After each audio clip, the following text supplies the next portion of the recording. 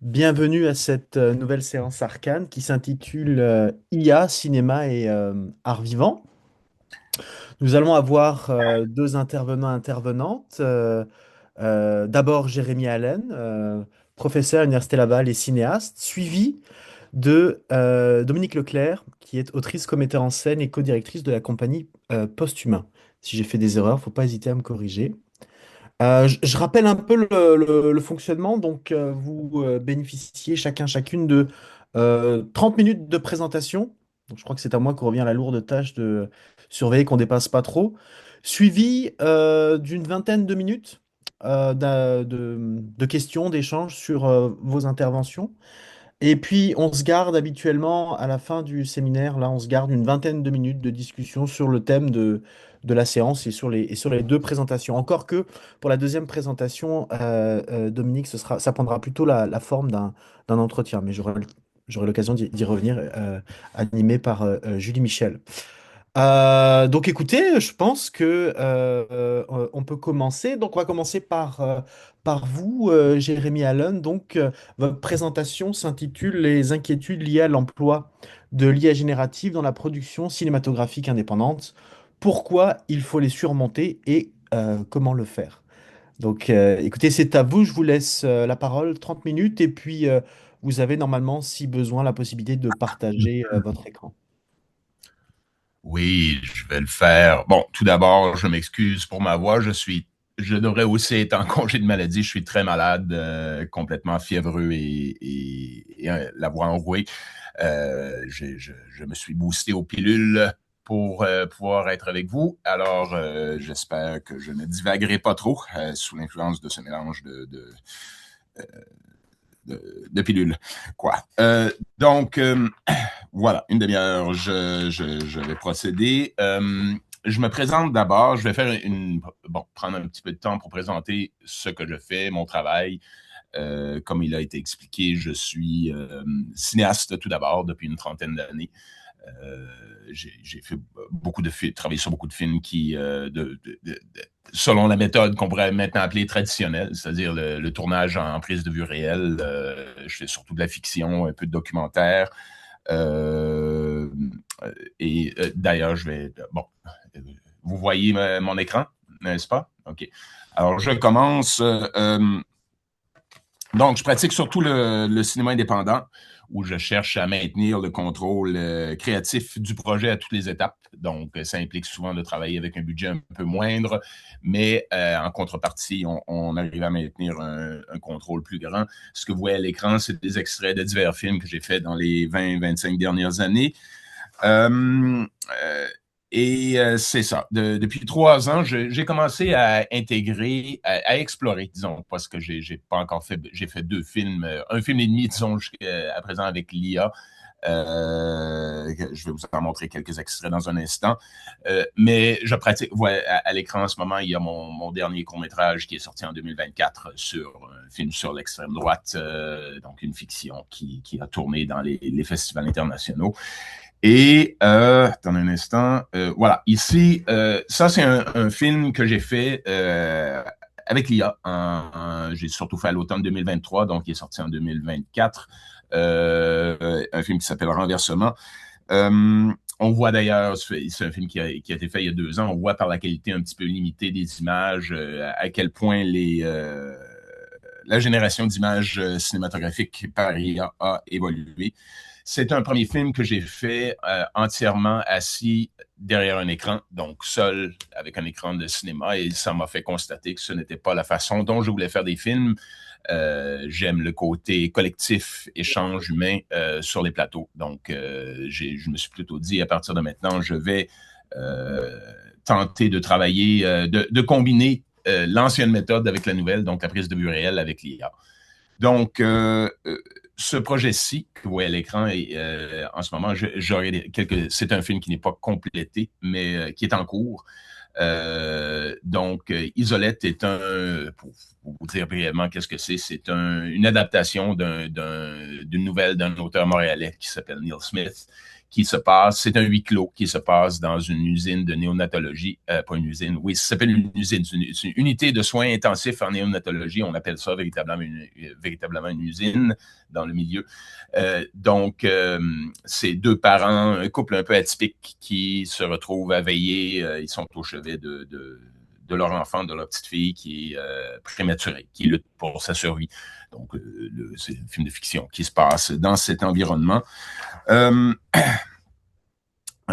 C'est un projet que j'ai tenté de monter une première fois en prise de vue réelle il y a une quinzaine d'années pour constater rapidement que les coûts liés au projet, donc la création du bébé. Donc, évidemment, on ne peut pas tourner dans une vraie unité de néonatologie. Il y a des enfants entre la vie et la mort, donc on ne peut pas rentrer là avec une équipe de tournage. Donc, il aurait fallu le recréer. Déjà, la machinerie médicale, juste refaire ce décor-là, c'était très au-delà de ce que je pouvais me permettre au niveau budgétaire. Et la création du bébé, j'ai regardé pendant un certain temps avec une entreprise d'effets spéciaux à le faire en animatronique, donc une espèce de bébé robot. Et rapidement, j'ai vu que j'y arriverais pas. Ce serait pas quelque chose qui m'aurait satisfait au niveau artistique. Donc, j'ai mis le projet de côté. Je suis allé tourner d'autres films dans l'intervalle. Et quand je me suis mis à travailler avec l'IA, j'ai réalisé que ce projet-là, Isolette, qui m'intéressait toujours, que l'IA permettrait peut-être de pouvoir le faire avec un budget moindre. Donc, dans ce projet d'Isolette, je travaille surtout un procédé qui s'appelle en anglais le driving video, souvent traduit en français comme vidéo de contrôle. L'idée étant qu'on travaille avec une petite équipe et des comédiens, souvent dans un studio. Comme je vais vous montrer la prochaine image ici. Ceux qui ont déjà fait du montage vidéo reconnaîtront DaVinci Resolve. C'est une plateforme logicielle de montage. Ce qu'on voit ici, c'est tout simplement, on voit la série de petites images, c'est de véritables comédiens avec qui j'ai demandé d'interpréter les personnages des parents, et il y a aussi un personnage de médecin néonatologue qui intervient dans l'histoire. Et l'idée, c'était que je tourne avec les comédiens et ce matériau de base sert à guider l'IA dans la génération des personnages. Ensuite, tout l'environnement de l'unité de néonatologie serait généré par IA et le bébé aussi. Donc, je vais vous montrer quelques extraits. Dans un premier temps, ici, c'est tout simplement le tournage sans intervention de l'IA. Donc, évidemment, il manque des choses.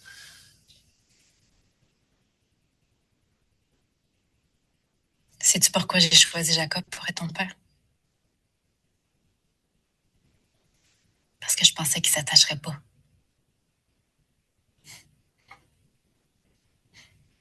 Je me suis trompée là-dessus aussi. Et maintenant, on regarde la séquence avec les ajouts. Donc, cette première image, déjà, on le voit, tout ça. Ça, c'est tout généré, les personnages d'infirmières, toute la machinerie médicale. Vous voyez dans cette première itération que j'ai fait l'été dernier, donc à l'été en mai-juin 2025, j'avais comme concept de vraiment bourrer l'espace de machinerie médicale. J'ai un peu épuré dans une version subséquente qu'on verra plus tard, mais regardons la séquence.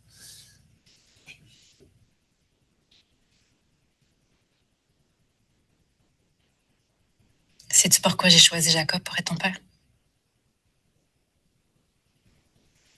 Parce que je pensais qu'il s'attacherait pas. Je me suis trompée là-dessus aussi. Donc, c'est bien que ça fige à cet endroit parce qu'on voit une problématique que j'ai rencontrée l'été dernier quand j'ai fait cette première version. La technologie du driving vidéo, de la vidéo de contrôle était plutôt limitée à ce moment-là. On avait beaucoup de difficultés à maintenir l'apparence de la comédienne. On le voit ici, ça ne lui ressemble plus tout à fait. Ça lui ressemblait au début du plan, mais pas à la fin. Aussi toutes sortes de problèmes de génération. Donc, j'ai mis le projet sur pause au milieu de l'été en me disant, bon, je vais laisser les outils évoluer parce qu'on sait que les outils IA évoluent à une très, très grande vitesse. Et j'ai refait des essais. C'est un projet sur lequel je ne suis pas encore revenu que je n'ai pas complété. Je vais le faire à l'été prochain probablement, mais en décembre dernier, j'ai fait une première série d'essais. On va essayer un exemple. Une deuxième série d'essais plutôt.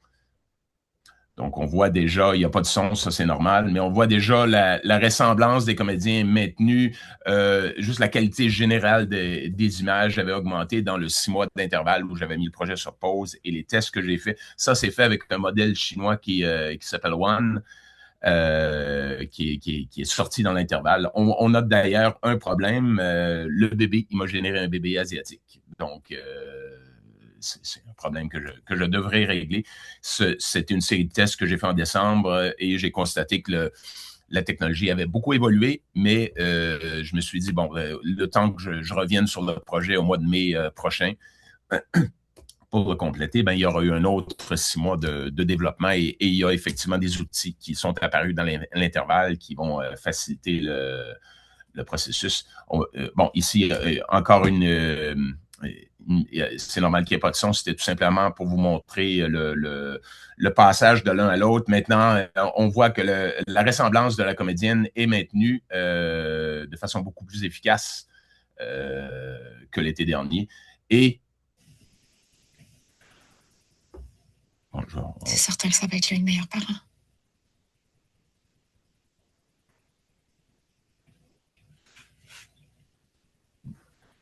Let's pick. C'est moi. Donc, en générant des images tout simplement à partir de prompt ou à partir d'images fixes, on n'arriverait jamais. L'IA n'est pas capable de faire un jeu subtil. Ça prend encore un jeu de comédien pour guider le processus. Et honnêtement, je doute que l'IA y arrive un jour qu'on arrive à se passer complètement des comédiens un jour. Je ne voudrais pas le faire de toute façon. C'est une partie de la réalisation de films que j'aime beaucoup, travailler avec les comédiens et travailler avec une équipe. Donc, voilà, ça vous explique un peu comment j'ai cheminé dans les 2 dernières années. Je continue à faire des films. J'en ai un cours en ce moment où il n'y a absolument pas d'IA dedans. Je ne suis pas en train de passer complètement à l'IA. Mais disons que dans mes recherches, je dois considérer la chose. C'est sûr que c'est en train de prendre beaucoup de place dans le milieu et j'explore ces outils-là d'intégration ou de transformation que l'IA permet dans les récits cinématographiques parce que ben voilà, je veux comprendre comment on peut s'en servir, quels effets ça va avoir, comment ça va transformer l'industrie et la pratique cinématographique. Donc, en parallèle à ça, et j'arrive un peu à la problématique après cette assez longue présentation de ce que je fais, j'arrive à la problématique, la lenteur d'adoption de l'IA générative chez les cinéastes indépendants. Comme je vous ai dit, je travaille plutôt dans le milieu des cinéastes indépendants. Il y a beaucoup de résistance dans le milieu qui face à l'arrivée de l'IA. Et il y a vraiment, je le constate, je travaille des deux côtés, chez les pro-IA et les anti-IA, et il y a toute une infrastructure, carrément une industrie parallèle qui est en train de se créer dans le monde cinématographique un peu partout sur la planète, de gens qui ont décidé d'employer l'IA dans la création d'images cinématographiques. Et ils ont les moyens de complètement contourner les infrastructures actuelles de financement, de diffusion que ici au Québec, c'est la Sodec Téléfilm qui finance les films. Ben, ils n'en ont pas besoin. Que Radio-Canada ne diffuse pas leurs films, ils s'en soucient pas parce que YouTube, de toute façon, maintenant, rejoint beaucoup plus de gens que toutes les télés et tous les réseaux de diffusion traditionnels du cinéma. Donc, il y a vraiment une attitude du côté des pratiquants du cinéma IA. Ben, on n'en a pas besoin de l'industrie. On va bâtir nos propres. Et on voit d'ailleurs apparaître, là, ils ont leur propre festival, leur propre réseau, leur propre groupe d'échange. Et ben, ça m'inquiète un peu parce que, disons que, évidemment, la question qui se pose, c'est comment on survit, comment on gagne notre vie à faire du cinéma dans ce nouveau réseau-là. Ça, c'est vraiment pas évident.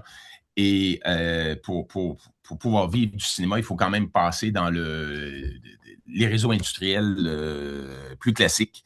Et c'est ce maillage-là qui ne se fait pas en ce moment. On résiste beaucoup.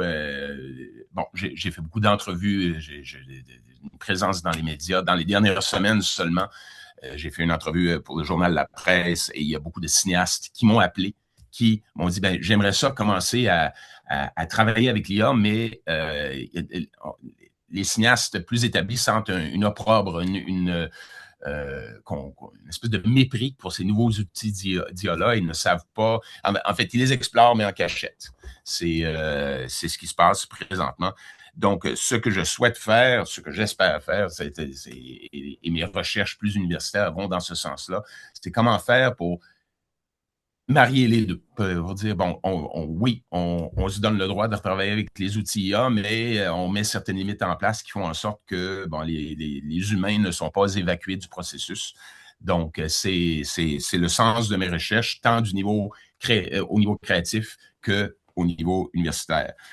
Attends un instant. Bon, l'automne dernier, avec un collègue à l'INRS, en fait un postdoctorant qui travaille à l'INRS, Maxime Hervé, j'ai conduit une série d'entrevues avec divers créateurs dans le milieu qui travaillent avec l'IA, donc des réalisateurs, des monteurs, des créateurs d'effets spéciaux. On a fait une série d'entrevues pour discuter de ces questions-là, de ces questions de comment vous vous sentez? Est-ce que vous sentez une menace pour les créateurs humains? Est-ce que vous sentez... il y en a beaucoup qui ont parlé de AI shaming, carrément, c'est-à-dire que si on se sert de l'IA, on nous attaque sur les réseaux et il y a beaucoup de tension dans le milieu autour de ça, sur est-ce qu'on a le droit de se servir de ces outils ou pas. Et avec Maxime, donc, on a compilé, on a fait une série d'entrevues et ça va être publié dans un chapitre d'un recueil qui va sortir, que Lovia va publier plus tard cette année, je crois. Donc, les barrières à l'intégration de l'IA dans l'industrie, ça nous a permis de les identifier plus clairement. Il y a vraiment une imprévisibilité dans le processus de génération. C'est très difficile de rentrer l'IA dans un flux de production où il y a des deadlines, des dates de tombée précises de livraison. L'IA est très, très imprévisible en ce moment encore.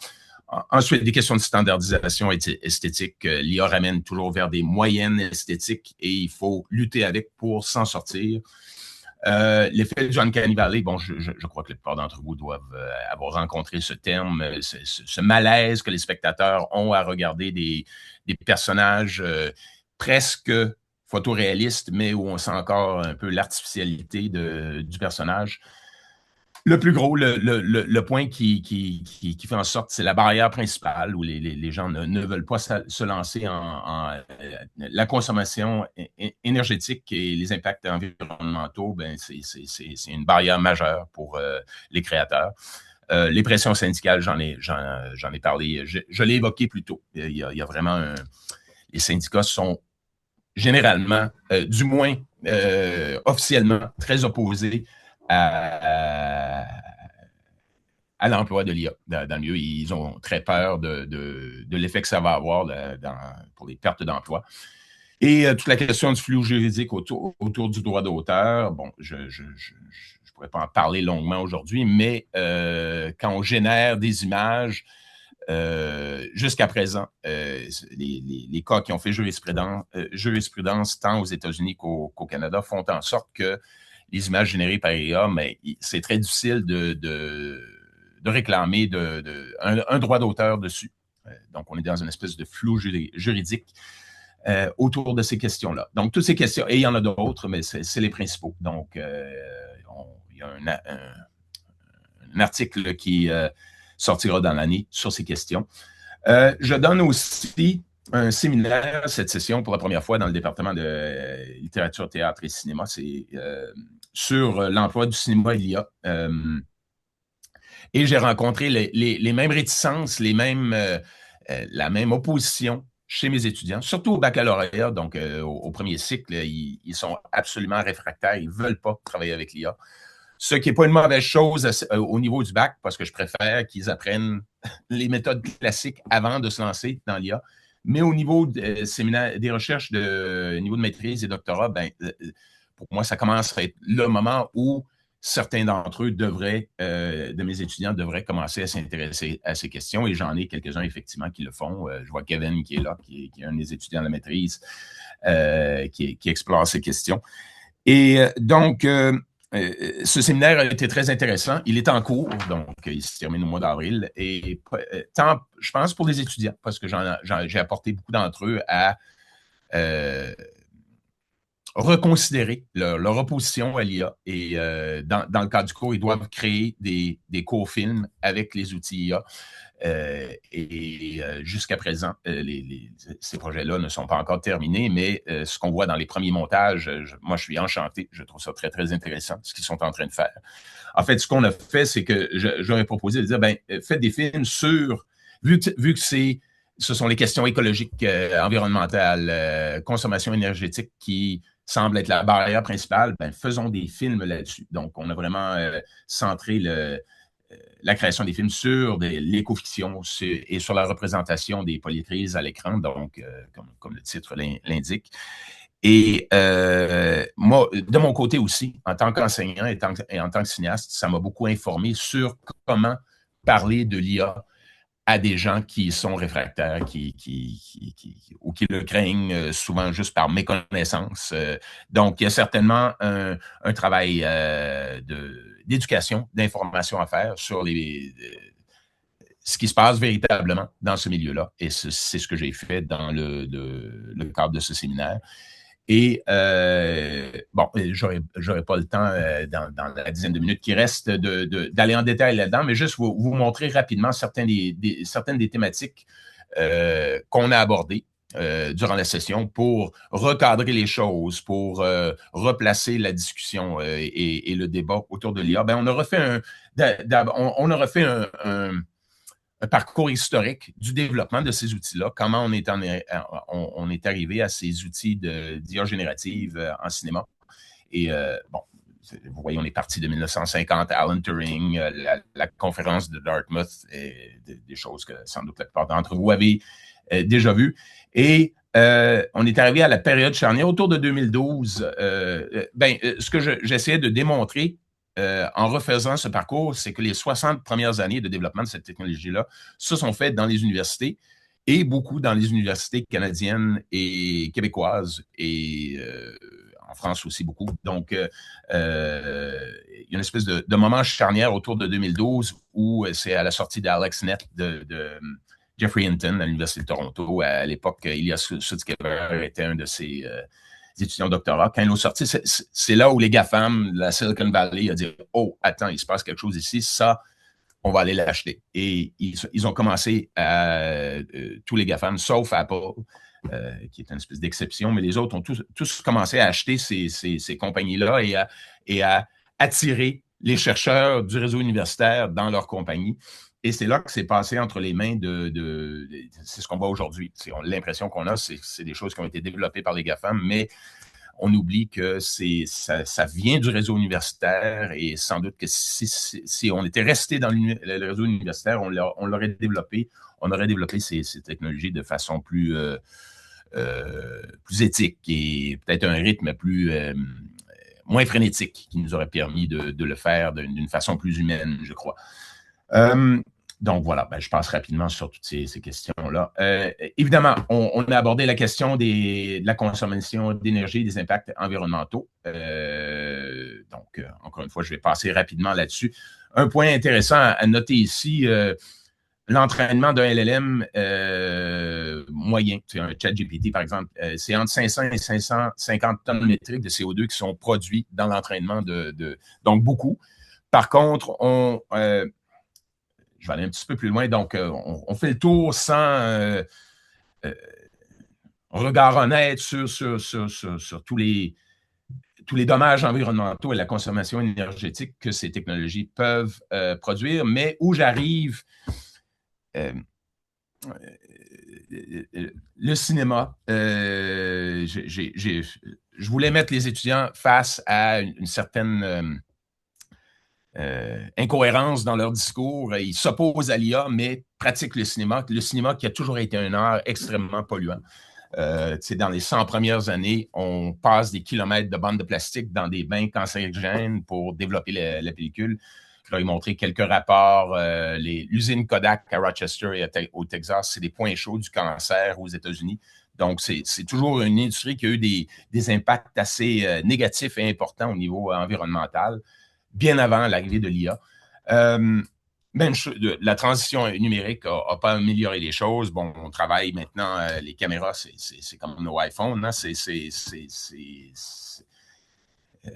Pour arriver à créer les caméras et les ordinateurs sur lesquels on monte, il faut faire de l'extraction et du rejet dans l'environnement de toutes sortes de minéraux toxiques, généralement, qu'on va chercher au Congo et en Amérique du Sud.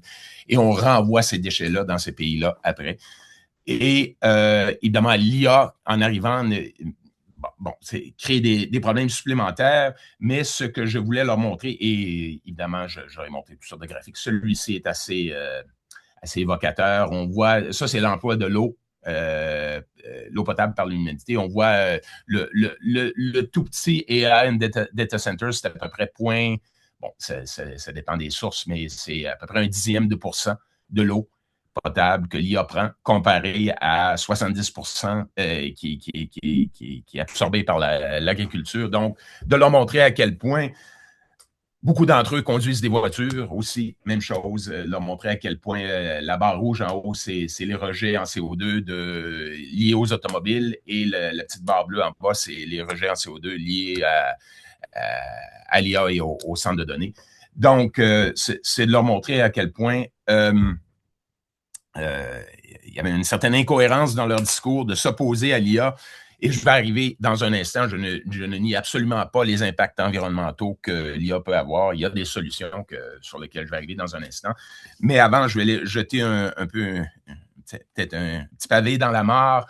Je prends un exemple ici, un film entièrement généré par IA d'un cinéaste berlinois qui s'appelle Mark Bacholz, qui s'appelle The Cinema That Never Was. On en regarde quelques images. Films we know, the ones we love, are the fortunate ones. Convergence of the right hand, the right voices, the right era. But for every masterpiece that found its way into the canon, how many were left behind? Donc voilà, je l'arrête là parce que déjà, on voit, tourner ça en prise de vue réelle aurait eu un impact énergétique et environnemental absolument gigantesque. Dans le dernier rapport du GTAQ, qui est un organisme au Québec qui a été formé, pas un organisme, mais un groupe de travail, le GT, c'est ça, le groupe de travail en audiovisuel du Québec, qui a été formé pour analyser pour évaluer la situation actuelle de la production cinématographique et télévisuelle au Québec. On est dans une période de crise. Donc, comment fait-on pour s'adapter à ces nouvelles réalités-là? Et on constate dans ce rapport qu'un long-métrage industriel peut rejeter jusqu'à 1000 tonnes de CO2 pendant le cours de sa production. Donc, 2 fois plus que l'entraînement d'un LLM. Donc, tout ça toutes ces données, ça démontre que le cinéma est depuis longtemps un art polluant. Maintenant, ça... et bon, avec le temps, je vais cheminer vers la conclusion. Mais il y a évidemment des solutions. Et c'est d'ailleurs Kevin, que je vois ici, travaille beaucoup avec moi là-dessus. On essaie de développer présentement dans le département du cinéma des serveurs locaux qui travaillent en open source, donc qui utilisent une fraction de l'énergie que la génération sur des plateformes commerciales emploierait. Il n'y a pas d'eau pour le refroidissement, donc il y a un volume beaucoup moins grand de déchets électroniques, et on se sert de l'électricité du Québec qui est produite de façon renouvelable. Donc, après avoir constaté la problématique environnementale, évidemment, on travaille à des solutions. Et je vais devoir abréger. Bon, je vais avancer un petit peu dans ma présentation. Comme vous voyez, beaucoup de choses duquel on aurait pu parler. Mais je veux arriver à disons, je conclurai en revenant sur la problématique, le constat que je fais que les cinéastes bien établis dans l'industrie ne touchent pas ou ne peuvent pas toucher à l'IA en ce moment, ou ont peur de le faire. Juste dans la dernière semaine, il y a 2 cinéastes très connus. Je tairai leur nom, mais croyez-moi, c'est des gens bien connus qui m'ont contacté pour me parler de ça. Si j'aimerais ça, faire ça, est-ce que j'ai le droit? Qu'est-ce que ça implique? Comment les gens vont réagir? Je reçois de plus en plus de communication ou bon, c'est des gens que je connais déjà, que j'ai rencontrés au fil de mon travail dans les 30 dernières années, mais qui me contactent pour comprendre où on s'en va avec ça. Et ils ont un intérêt pour explorer ce territoire. Ma crainte en ce moment, si je regarde l'industrie au Québec, c'est qu'on ne bouge pas assez vite. Ça ne veut pas dire, je ne prône pas de bouger aussi vite que le font les GAFAM, mais quand même, il faut commencer à employer ces outils-là et à les intégrer dans notre processus de création de films. Pas pour remplacer ce qu'il y a présentement, mais on vit un moment de crise, on le sait qu'on n'a plus les moyens de produire les films comme on le faisait par le passé. La production de films est rendue tout simplement trop chère pour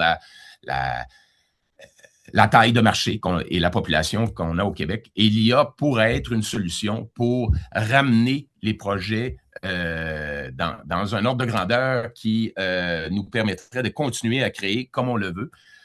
Mais on ne l'explore pas en ce moment, cette possibilité-là, à cause des questions que je viens d'évoquer, qui sont des vrais problèmes. Je ne les nie absolument pas. Mais ce que je propose, ce que je fais comme travail en ce moment, et je vais compléter là-dessus, c'est je tente de marier ces nouvelles formes de création IA au cinéma avec ce qu'il y a la production plus classique. Et je n'ai pas encore trouvé toutes les solutions. Mais voilà, ça vous explique le travail que je fais. Voilà, je vois que Fabien commence à s'agiter. Donc, je vais terminer là-dessus et le reste, je prendrai des questions pour... Merci, merci beaucoup, Jérémy. C'est parfait. C'est 30 minutes tout pile. Bon, après, on peut toujours un peu déborder, mais c'est bien de toute façon, je pense qu'il va y avoir pas mal de questions sur vos travaux, votre présentation, vos travaux qui, moi déjà, suscitent tout un tas de questionnements. Alors, j'avais une question dans le chat qui m'a été posée par René, qui, je pensais, se mettait en retrait, mais a quand même des questions. Euh, je vais commencer par lire sa question et puis ensuite, je vois que Jean-Marc a aussi une main levée. Alors, René s'interroge. Alors, c'est une dimension que vous n'avez pas forcément évoquée là dans votre présentation. Je serais curieux de savoir si c'est quand même quelque chose que vous envisagez. Donc, ça concerne le cinéma plutôt documentaire à l'ère de l'IA et la capacité qu'on peut avoir en utilisant l'IA pour créer de fausses images qui peuvent à terme altérer en fait notre rapport à l'histoire. En gros, c'est une question relative aux fake news, à la post-vérité. Est-ce que c'est des questionnements que vous avez dans votre pratique en tant que cinéaste? Absolument, absolument. Bon, moi, je suis plutôt un cinéaste de fiction, donc moi, dans mon travail de fiction, ce que je trouve important, c'est la transparence, c'est-à-dire de dire dans le générique à quelque part, ce film ou certaines parties de ce film ont été faites en IA. Maintenant, dans le séminaire, on a abordé toute la question de la post-vérité et il y a d'ailleurs un des 4 projets qu'on est en train de faire qui est un documentaire où on se sert de l'IA pour anonymiser les intervenants. Il y a eu un documentaire très... en fait, vous pouvez aller le voir sur Netflix, ça s'appelle Welcome to Chechnya, sur l'oppression des communautés LGBTQ en Tchétchénie, où ils ont utilisé l'IA pour ils ont fait du deepfake pas pour. Donc, on voit les personnages, mais c'est annoncé dès le début du film. Les personnages que vous voyez sont transformés pour protéger leur identité. Donc, on voit, au lieu de mettre une espèce de flou autour de la personne, ben, c'est une personne qui est transformée. Donc, l'IA peut être utile en documentaire. Je fais partie d'un groupe de discussion, on fait ça en ligne, mais qui est basé à New York, où il y a des cinéastes d'un peu partout. Il y a beaucoup de gens dans ce groupe documentaire-là. Donc, on a des très bonnes discussions là-dessus aussi sur jusqu'où on peut aller. Je pense que l'important, c'est la même chose en documentaire ou en fiction, c'est qu'il faut annoncer l'emploi de l'IA. Il faut que les gens qui le regardent puissent le savoir que ça a été traité par IA. Il ne faut pas berner les spectateurs, disons ça comme ça. Il faut qu'ils puissent savoir qu'ils ont affaire de l'IA et ensuite ils peuvent embarquer dans la fiction ou pas, ou s'ils regardent le documentaire, ils le font en connaissance de cause. Ils se disent, bon, ça, ce que je vois ici, c'est une reconstitution historique. C'est-à-dire que la reconstitution historique, on en faisait depuis longtemps. C'est pas arrivé avec l'IA, donc un cinéaste documentaire très connu comme Errol Morris, ben, avait tendance dans ses films à reconstituer des choses parce qu'ils n'avaient pas été filmés. Et je terminerai peut-être cette question sur un des cinéastes IA que j'aime le plus, que j'admire le plus en ce moment. C'est un cinéaste, il est égyptien, mais il vit à New York maintenant. Il s'appelle Saïf Abdallah. Et son cinéma, il le base. Il a fait un film assez fascinant où c'est un mélange c'est un documentaire sur sa mère qui vit à New York maintenant.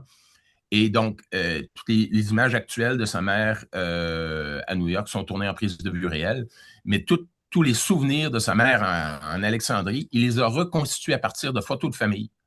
Donc, il a pris des photos de famille, il les a animées. Donc, on peut véritablement croire que c'est sa mère à 20 ans qui marche dans les rues d'Alexandrie. Mais c'est annoncé dans le film. Donc, et c'est très fascinant. Et il justifie, il dit, oui, pour moi, je considère que c'est du documentaire, même si c'est pas des vrais. Il n'y avait pas de caméra pour prendre ces moments-là. Alors, je les reconstitue à partir d'autres choses.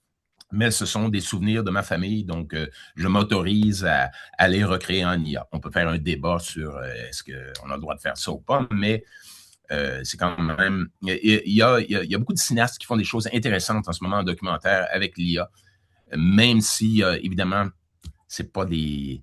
C'est du faux, hein, quelque part. Donc, comment on intègre le faux dans un processus documentaire, c'est quelque chose d'assez fascinant. Merci pour votre réponse. Jean-Marc, est-ce que Jérémy, vous pourriez enlever peut-être votre partage? Ça nous permettrait juste de Oui, voir un oui, peu. tout à fait. C'est parti. Ouais. Merci beaucoup. Jean-Marc? Oui, oui, merci beaucoup. Puis merci de faire cette présentation alors que vous êtes malade. Euh, Écoutez, ben d'abord, c'est vraiment intéressant. Je suis un peu surpris. Bon, je suis pas du tout un spécialiste de cinéma, mais je suis un peu surpris parce que j'avais vraiment l'impression que l'IA générative était vraiment capable maintenant de reproduire euh, de façon presque imperceptible, en fait, des situations, disons, naturelles, entre guillemets, si vous voulez ce que je veux dire. Et je me demande si, en fait, est-ce que vous êtes un peu pessimiste dans la mesure où vous avez dit, je crois, à moins que j'ai mal compris, vous avez dit que d'après vous, ça arrivera peut-être jamais que l'IA générative soit capable de reproduire, ou de produire plutôt, de façon tout à fait imperceptible disons, la vie, la réalité.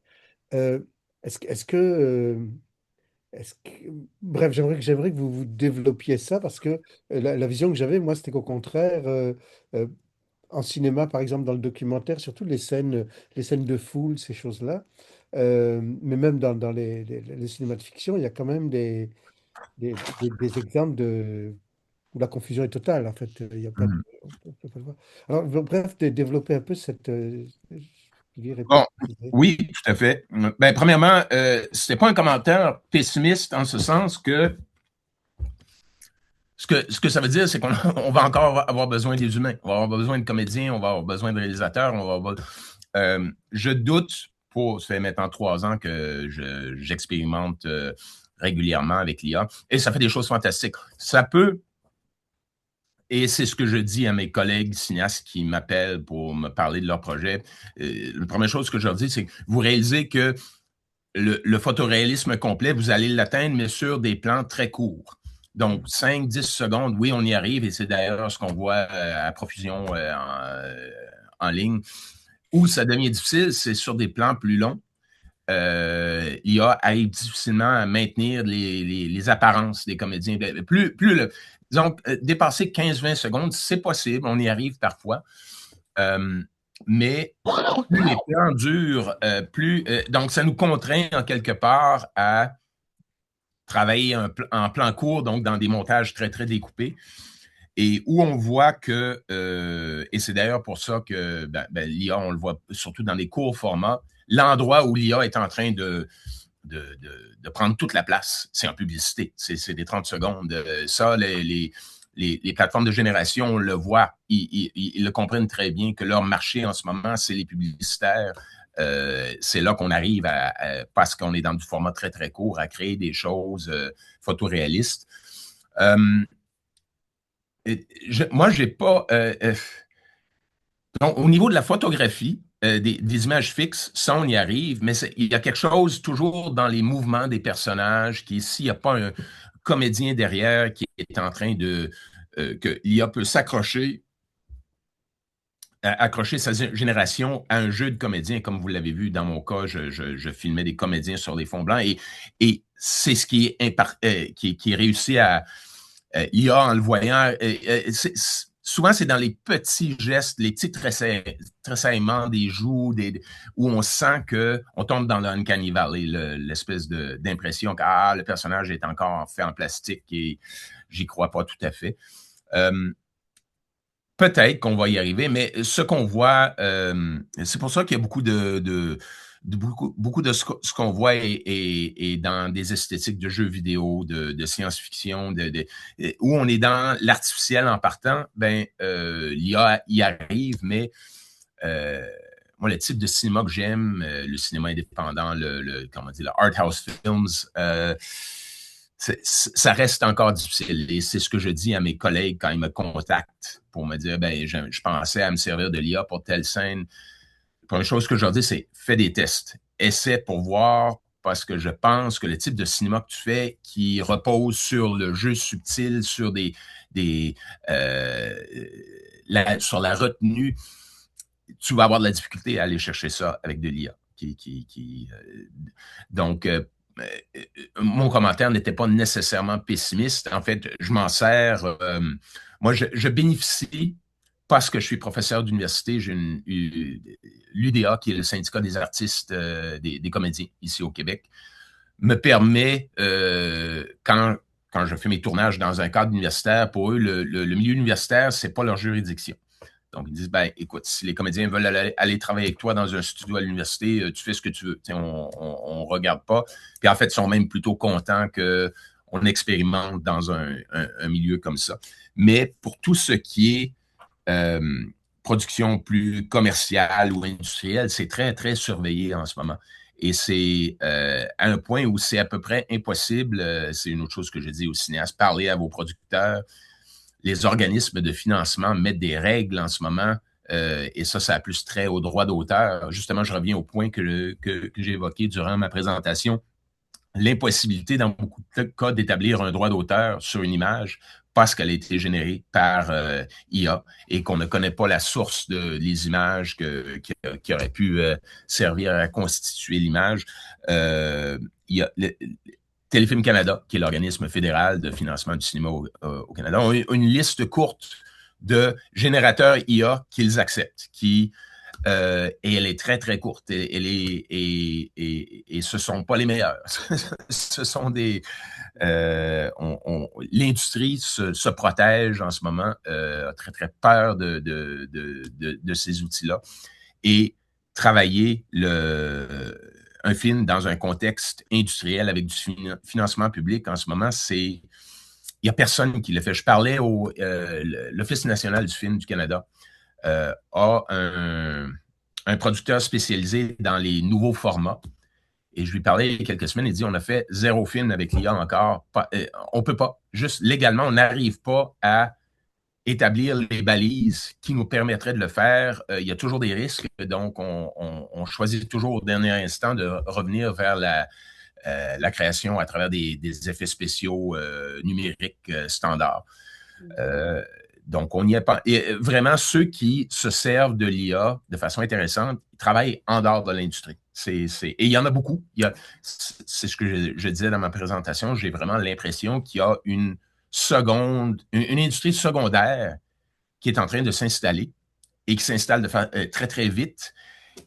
Et le risque qu'il y a, c'est qu'ils vont se mettre éventuellement à faire des choses qui sont d'une telle qualité qui vont rendre l'économie de l'industrie existante ne fera plus de sens. C'est-à-dire, je vois des choses en ce moment qui sont souvent pas entièrement générées avec l'IA, mais comme moi je le fais, c'est prise de vue réelle mélangée avec IA. Ils arrivent à des résultats qui sont étonnants. Sur des formats courts pour le moment, mais dans la mesure où ils vont pouvoir commencer à faire des longs métrages ou des séries télé comme ça, ça va remettre complètement en question le modèle de financement public qu'on a. Pourquoi on dépenserait des centaines de millions de dollars alors qu'il y a un jeune de 18 ans qui fait mieux dans le garage de ses parents? Voilà, c'est des questions que je me pose à lesquelles je n'ai pas de solution en ce moment, mais ça m'inquiète. Ouais. Merci. Merci, Jérémy. Dominique, vous aviez demandé parole aussi? Oui, ben c'est pas nécessairement une question très précise, mais des petits points sur lesquels j'aimerais vous entendre. Tout d'abord, merci pour la présentation. C'est vraiment, je me sens privilégiée là, d'être mis en contact avec des personnes qui réfléchissent activement à ça dans le milieu du cinéma.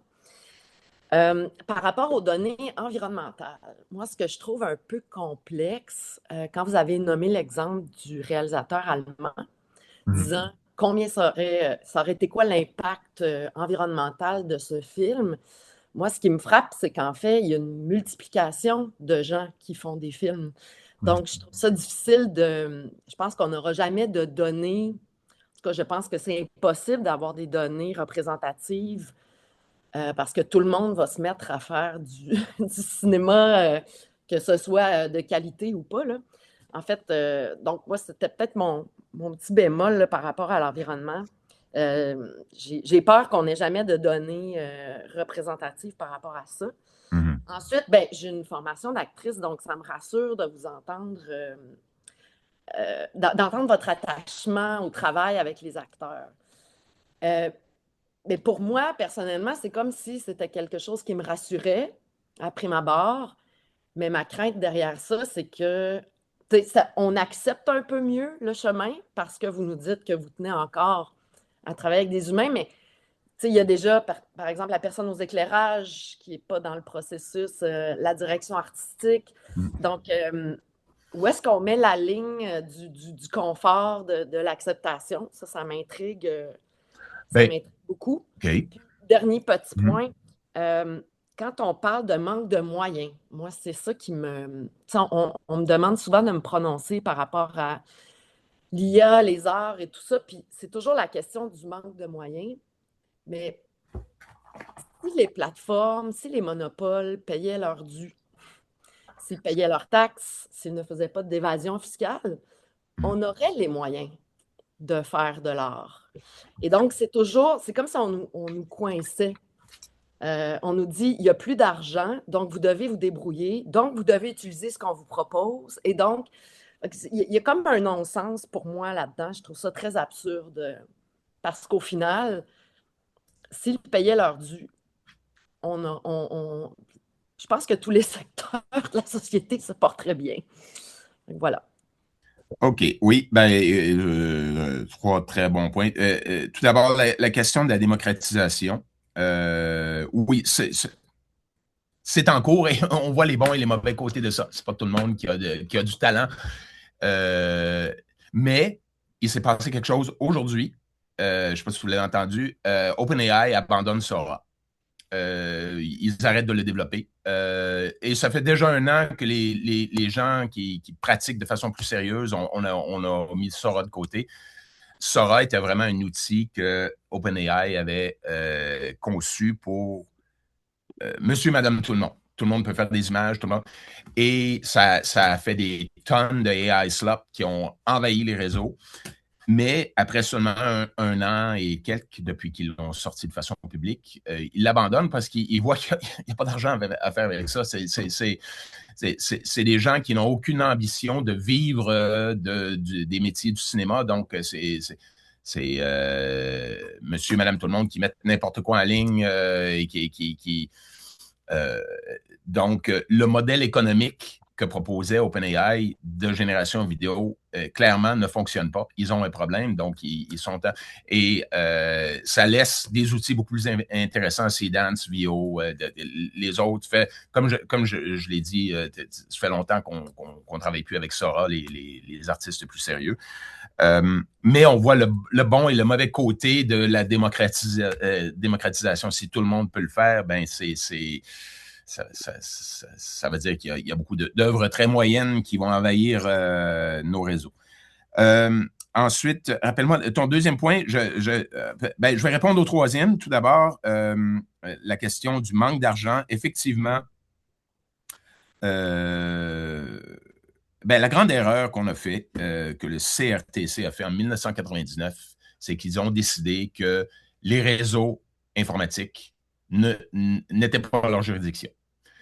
Et depuis ce temps-là, on n'arrive plus, on n'a plus il faudrait, effectivement, et on l'a vu, il y avait une proposition de taxe sur les services numériques qui a été, Trump l'a évacué en 48 heures. Il l'a défait facilement. C'est ce que ça nous prendrait, effectivement, pour maintenir le modèle maintenir un modèle de financement public comme on a au Québec. Et on devrait tout à fait continuer à lutter pour aller chercher une taxe comme ça. Je ne sais pas comment on va y arriver, mais du point de vue ça, je te suis tout à fait dans cette préoccupation-là.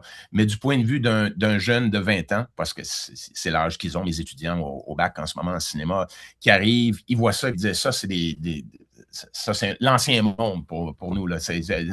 Le financement public n'existera plus pour nous, donc on va se tourner vers l'IA. En même temps, ils résistent beaucoup, ils aiment travailler, et tant mieux, ils aiment beaucoup le travail collectif, être en gang pour faire des films en ce moment, et c'est pour ça qu'ils résistent à l'IA aussi en même temps. Mais voilà, on est un peu pris. Tu as tout à fait raison de dire que les GAFAM devraient retourner une partie des millions de dollars qu'ils font sur les services qu'ils vendent aux Québécois et aux Canadiens, comme quelques pays en Europe ont réussi à faire. Mais on n'est pas dans cette situation-là en ce moment. Donc, on a vraiment on vit la télévision particulièrement au Québec. Le modèle est absolument dysfonctionnel. C'est un peu catastrophique. La quantité de mes amis réalisateurs, directeurs photo, machinistes qui n'ont plus de travail. Ça me ramène, voilà, l'autre point, la question des artisans. Bon, moi, j'ai toujours travaillé dans le milieu du cinéma indépendant où on a toujours, bien avant l'IA, on cherche à réduire les équipes. On travaille de façon ultra légère en cinéma guérilla, donc une équipe de 10-12 personnes. Et ce que je constate dans ma pratique à moi, c'est que ça ne change pas beaucoup. Mais maintenant, avec l'IA, quand j'ai tourné ces images, ça me prenait encore 8, 10, 12 personnes. C'est à peu près les mêmes. J'ai encore besoin d'un directeur photo. J'ai encore besoin de quelqu'un au décor. Et au-delà de juste la personne sur le plateau pour faire des décors, je pense que la direction artistique, maintenant, ça va muter un peu. Je travaille un projet avec un directeur artistique bien connu en ce moment, David Gaucher, à Montréal, qui s'intéresse justement. Il dit, je pense que mon travail s'en va. OK, je bâtirai peut-être plus autant de décors physiques, mais il va bien falloir qu'il y ait quelqu'un qui ait un peu de goût artistique puis de sens du design pour les créer en IA aussi. il va falloir que je me mêle de ça. Là. Ça va encore prendre, certainement pour les postes créatifs majeurs, ça va encore prendre un monteur, ça va encore prendre bon, on peut composer de la musique automatisée par IA, mais ça ne le fait pas pour moi là, dans la plupart des cas. Là. Ça me prend encore un compositeur. C'est sûr que certains des techniciens qui ont des tâches plus, dérouler des fils ou transporter des boîtes, ça, oui, on va peut-être en avoir moins sur les gros plateaux. Mais dans mon cas de cinéaste indépendant, on n'avait pas. C'est là qu'on coupe pour rester dans des budgets plus restreints de toute façon. Donc, pour moi, la taille de l'équipe dans ma pratique change pas beaucoup. Maintenant, c'est autre chose, j'en conviens, pour les grosses productions. Les productions américaines qui débarquent à Montréal avec 350 personnes dans l'équipe, eux, oui, je pense qu'ils vont se faire affecter de façon plus sérieuse, mais c'est pas un genre de cinéma qui m'intéresse tellement de toute façon. Donc, je vais leur laisser ces luttes-là, évidemment en souhaitant que le moins de gens possible perdent leur emploi. Je ne sais pas si ça répond. Est-ce qu'il y avait... Merci, merci Jérémy. Alors, on arrive, on a écoulé là, les 20 minutes. Okay. De toute façon, là, il y a un débat. Là, je sens qu'on pourra peut-être reprendre après. Donc, l'entretien entre Dominique Leclerc et Julie Michel Morin. Donc, l'entretien porte sur le rôle des arts vivants comme dispositif critique de l'IA. Julie Michel, je te laisse Ben la oui, parole. assurément. Merci beaucoup. Oui, ben je vous représente Dominique très brièvement, mais quand même. Dominique Leclerc, elle est autrice, elle est metteur en scène, notamment des œuvres IO et Une vie intelligente, mais aussi du film documentaire Post-humain. Ce sont toutes des œuvres qui interrogent un peu les promesses, les idéologies et les tensions qui traversent justement les récits contemporains de l'innovation technologique. Dominique a beaucoup travaillé sur le mouvement transhumaniste, plus récemment aussi sur l'intelligence artificielle. Donc, on avait souhaité inviter Dominique au séminaire parce que c'est une des rares artistes en théâtre au Québec qui s'intéresse de manière soutenue aux enjeux de l'IA.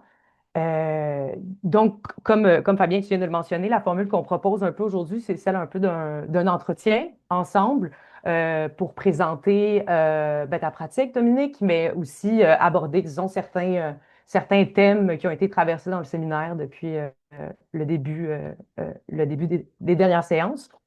Après, on discutera librement, tout le monde ensemble, comme on vient de le faire. Pour démarrer la conversation, quoi de mieux qu'une introduction de ton travail par toi-même?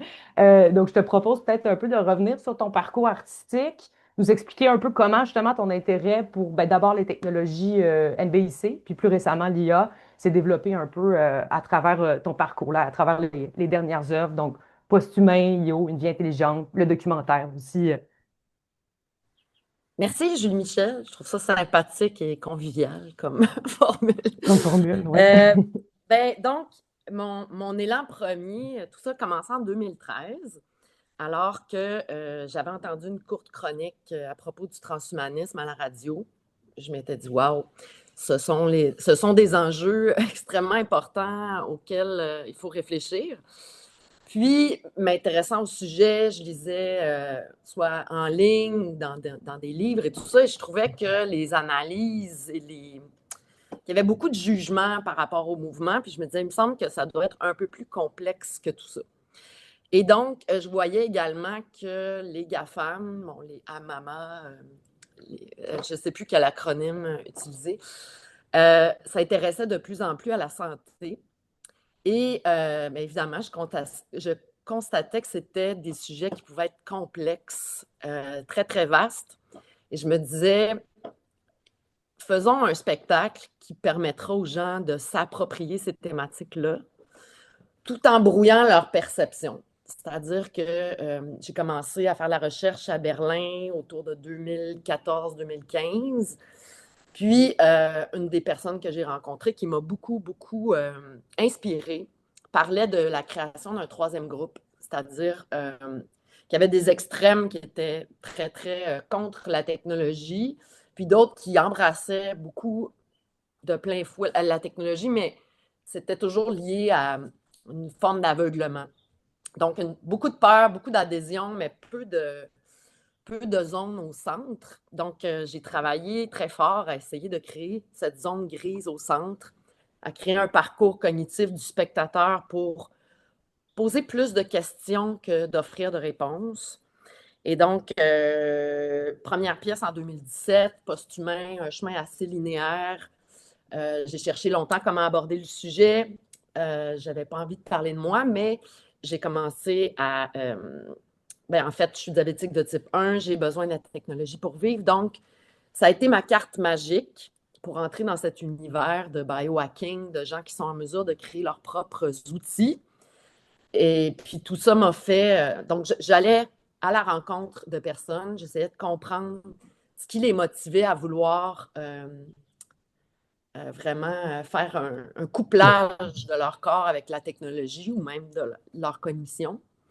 Puis, effectivement, je me rendais compte en un à un que c'était beaucoup plus complexe, qu'il y avait beaucoup de nuances à apporter et que ça méritait d'être mis de l'avant. Donc, la première pièce a été faite en 2017. Je l'ai reprise en 2019. Et là, ça avait changé déjà.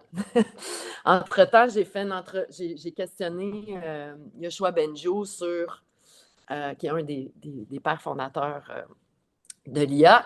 Que pensez-vous de la singularité? Et là, il y avait une espèce une réaction, disons, on ne doit pas accorder d'importance à ces idées-là pour le moment. Et donc, pendant mon parcours, j'ai suivi toutes sortes de gens qui ont changé au fil du temps et moi-même, donc, ma perspective entre 2014 et 2025 a beaucoup bougé. Puis le défi dans tout ça, c'est d'arriver à comprendre où se situent les spectateurs, spectatrices, qu'est-ce que les gens comprennent, comment je peux faire un travail qui n'exclut personne, tout en n'étant pas que dans un processus didactique, de créer une histoire avec tout ça, de ne perdre personne, puis de parler à des gens qui ont autant, des personnes âgées, autant que des ados, des adolescents. Donc, ça a été ça le défi pendant plusieurs années. J'ai parlé de M. Bengio parce que quelques années plus tard, j'ai fait une deuxième pièce, I.O., qui abordait un peu la même thématique, mais dans une forme complètement différente, puis dans un contexte pandémique que j'ai appelé... à ce moment-là, je disais que je faisais de la science-friction. Je cherchais à faire frictionner des réalités du moment par rapport, par exemple, au manque d'accès aux soins de santé. Je mettais ça en parallèle avec des discours transhumanistes que j'avais entendus, d'allongement radical de la vie. Et donc, je faisais frictionner ces concepts-là dans une pièce qui était beaucoup moins linéaire que la première. Ensuite, M. Larue, on a eu la chance de travailler ensemble parce qu'il y a des artisans qui ont travaillé sur le développement, la déclaration pour le développement responsable de l'intelligence artificielle. Donc, c'est une déclaration en plusieurs points qui visait à guider le développement de l'IA dans les années à venir. C'est l'UDM qui nous a approchés, puis c'est Jean-Marc qui a eu la bonne idée, parce que je pense que le groupe se demandait comment démocratiser ces questions, et Jean-Marc a eu l'idée du théâtre, ce que je trouve quand même... on ne se dit pas que le théâtre est toujours la première voie pour rejoindre le plus de gens, mais c'était une belle idée de leur part. Donc moi, j'ai accepté le défi en 22, et ça, c'était avant que ChatGPT explose au grand jour. Donc, quand je parle de changement d'adhésion ou de compréhension du public, là, on était plongé dans un processus de création très difficile, étant donné que qu'est-ce que les gens vont comprendre dans 3 ans? Où sera rendue la technologie? Donc, ça a été tout un jeu d'essayer de mesurer comment connecter avec le public, des personnes âgées, encore une fois, autant que des ados. Et donc, voilà. Et avec le temps, mon objectif de poser plus de questions que d'avoir de réponses est devenu de plus en plus complexe, puisque 1 an avant la pièce qu'on a fait avec l'UDM, juste 1 mois, en fait, avant, c'était l'investiture de Trump où on a vu les tech bros à ses côtés. Et là, c'était plus clair que jamais. Tout ce que je soupçonnais depuis des années était maintenant devenu très visible et très tangible et assumé. Donc, voilà, ça a été le défi des dernières années. Donc, 3 pièces de théâtre et un film qui est sorti la même semaine que la pièce à Duceppe, donc en collaboration avec l'UDM. Puis le film, c'était une toute autre affaire, c'est-à-dire que j'avais déjà réfléchi plusieurs années là-dessus. Et là, je devais réfléchir à un autre format pour rejoindre plus de gens. Puis encore une fois, c'était ça le défi, c'est que ça va extrêmement rapidement. Qu'est-ce qui sera encore pertinent? Le film a été un processus de 8 ans.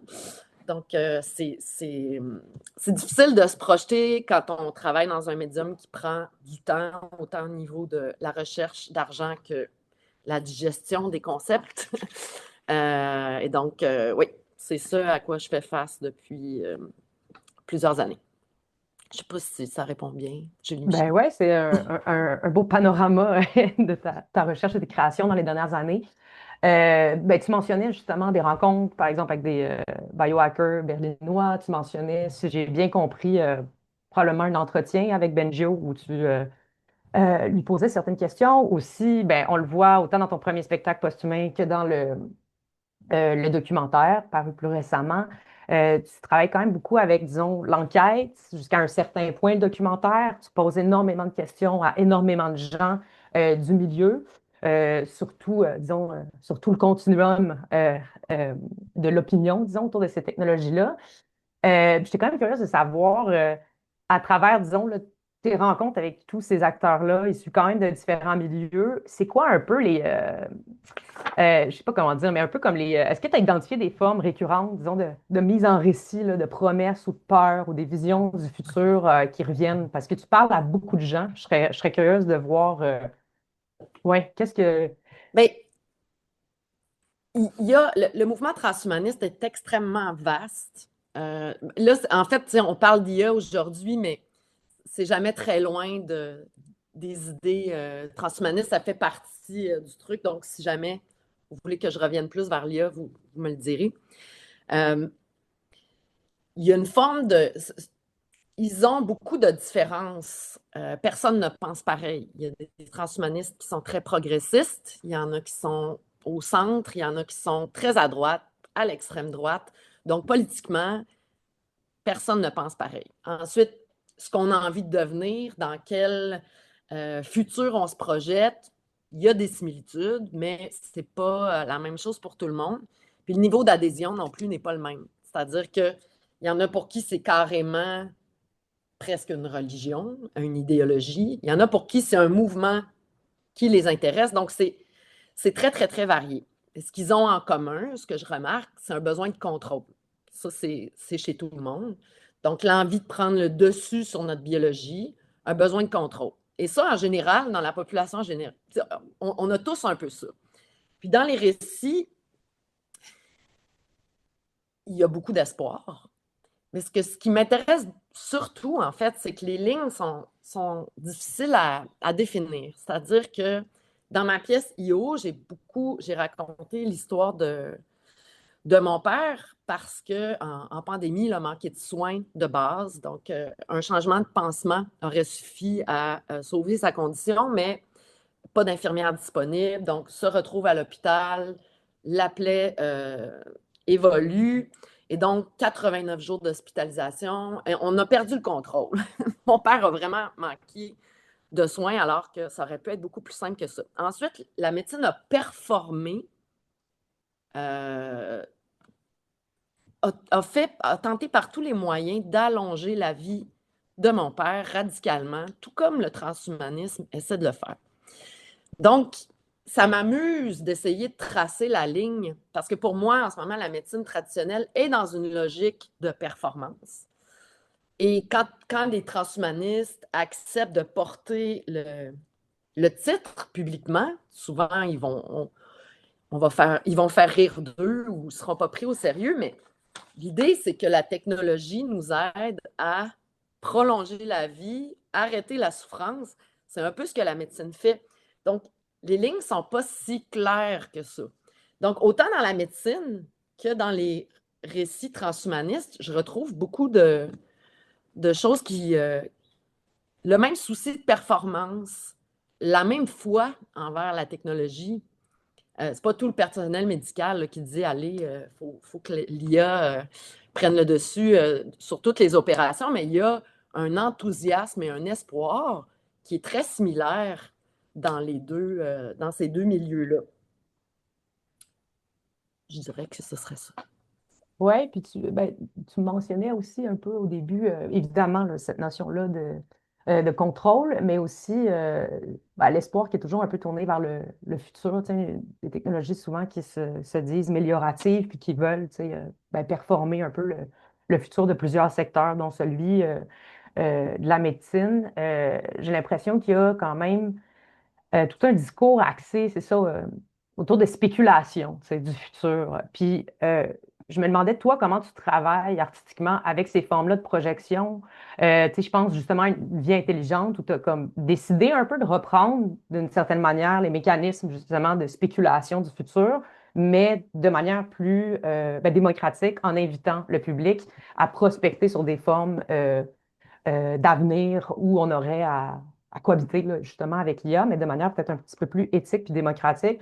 Peut-être que tu peux juste prendre le temps d'expliquer dans le spectacle comment ce segment-là se passe, puis toi, artistiquement, comment tu as voulu peut-être un peu détourner ces mythes-là où on contrôle le futur d'une certaine manière. Tout à fait. En fait, effectivement, quand je fais des entrevues avec des gens qui font partie du mouvement, dans le fond, c'est de la fiction qu'on me raconte, c'est de la science-fiction, mais ça reste un format documentaire. Et souvent, ça va dans la même direction, puis il peut y avoir des discours qui ressemblent à, justement, qu'on entend de la part de certaines compagnies qui essaient de nous vendre des idées, puis nous dire que c'est par là qu'on s'en va, il n'y a pas d'autre choix, il n'y a pas de notion de consentement ni de libre arbitre, c'est ça le meilleur chemin. Et donc, sur scène, on a invité une prospectiviste qui s'appelle Catherine Mathis, qui est aussi chroniqueuse. Donc, dans la pièce, il y avait deux personnes non-actrices, non-acteurs. Catherine, avec elle, on a voulu, en fait, c'est le point commun avec la Déclaration de Montréal, c'est qu'ils avaient fait des consultations dans les bibliothèques. Moi, j'avais participé tout simplement par intérêt personnel. Donc, il y avait des petits rendez-vous où les gens en charge de la déclaration posaient des questions aux citoyens, aux citoyennes, autour de, par exemple, l'IA et la santé. Puis là, on essayait de discuter de tout ça ensemble, mais donc la déclaration se veut participative et démocratique. Et donc, dans le spectacle, on s'est dit qu'on ferait la même chose en essayant d'éviter les récits dystopiques. Parce que, comme je le nommais un petit peu plus tôt, ça devenait de plus en plus difficile pour moi justement de voir des scénarios empreints d'espoir. Et donc, on a invité la population à faire partie de ça. Donc, chaque soir, il y avait de 6 à 10 participantes qui arrivaient avant le spectacle, qui avaient été quand même mis au courant de ce qu'ils et elles auraient à faire, mais qui n'avaient pas vu la pièce. Et donc, toute l'équipe se présentait et on leur donnait des petites actions. À telle scène, vous allez entrer, parler au micro, vous présenter. Ensuite, vous irez... ils avaient une petite pièce où on avait mis une caméra, où ils travaillaient pendant 45 minutes. Et donc, le défi, c'était aussi d'arriver à ce qu'ils puissent proposer un scénario alternatif du futur qui n'est pas un cauchemar. C'est le public qui décidait du grand thème sur lequel il et elle devaient travailler. Il y avait 3 angles. Dans la pièce, ils avaient le choix que les prospectivistes travaillent sur en 2035, dans 10 ans. Donc, parce que souvent, la prospective, ça va être dans un horizon pas trop lointain. En 2035, la population québécoise a augmenté drastiquement son niveau de littératie numérique. Ou en 2035, on a trouvé comment réduire drastiquement l'impact environnemental de l'IA. Ou en 2035, on a réussi à complètement inverser le processus de domination des monopoles technologiques. Et donc, le public votait c'était toujours les monopoles qui gagnaient. Il y a eu peut-être une fois, les gens ont voté pour l'environnement. Et en fin de spectacle, ils arrivaient, Catherine était porteuse du texte qu'ils avaient créé et venait livrer ça sur scène. Et c'était la finale du spectacle qui était quand même un risque parce qu'il y avait des soirs où le récit, l'équipe avait super bien travaillé, donc il était plus inspiré, ça avait mieux coulé. Puis il y avait des soirs où c'était évidemment plus difficile. Donc c'était une prise de risque pour la représentation parce que, évidemment, quand ils arrivaient avec un scénario futur, optimal, possible et enthousiasmant, ben là, les gens étaient beaucoup plus motivés et emballés par le spectacle. Oui, c'est clair que c'est toujours un risque de remettre une portion du spectacle ou surtout la fin du spectacle entre les mains du public d'une certaine manière ou de l'aléatoire. Mais justement, dans ce choix-là, tu intègres le public dans la conversation autour de l'IA, mais plus généralement aussi dans le spectacle. J'avais l'impression que tu étais vraiment traversé par un désir de produire un peu de littératie numérique autour de l'IA. Tu sais, tu veux t'assurer un peu que tout le monde a les moyens de comprendre au moins minimalement ce qui se passe. Puis je serais curieuse de t'entendre là-dessus aussi, à ton rapport à la littératie numérique. Est-ce que tu penses que le public c'est pas, devrait savoir, c'est comment toi, comme artiste, tu as envie de jouer un rôle par rapport à ces enjeux-là? Qu'est-ce que tu souhaites au public comme relation avec ces technologies-là? Ben, c'est une bonne question parce que en 13 ans, ça a énormément changé. C'est-à-dire que pendant peut-être 5-6 ans, le transhumanisme, les gens ne savaient pas trop ce que c'était. Je devais toujours expliquer. Là, aujourd'hui, c'est un peu plus clair, mais encore, j'étais dans une université cette semaine, il fallait que je définisse. Je suis toujours surprise de ça, donc je ne peux jamais rien prendre pour acquis, absolument pas. Dans la pièce Une vie intelligente, on s'est dit, parce que ça commençait avec des outils très artisanaux. Il était hors de question qu'on utilise l'IA dans la pièce. Et même, on faisait un peu de blague avec ça, c'est-à-dire qu'on voulait que tout le monde ferme ses téléphones, que l'IA ne puisse nous espionner d'aucune façon. Et que on créait un moratoire sur, en fait, le fameux moratoire qui a été demandé par Jeffrey Hinton, Yoshua Bengio et plein d'autres signataires, qui n'a jamais eu lieu.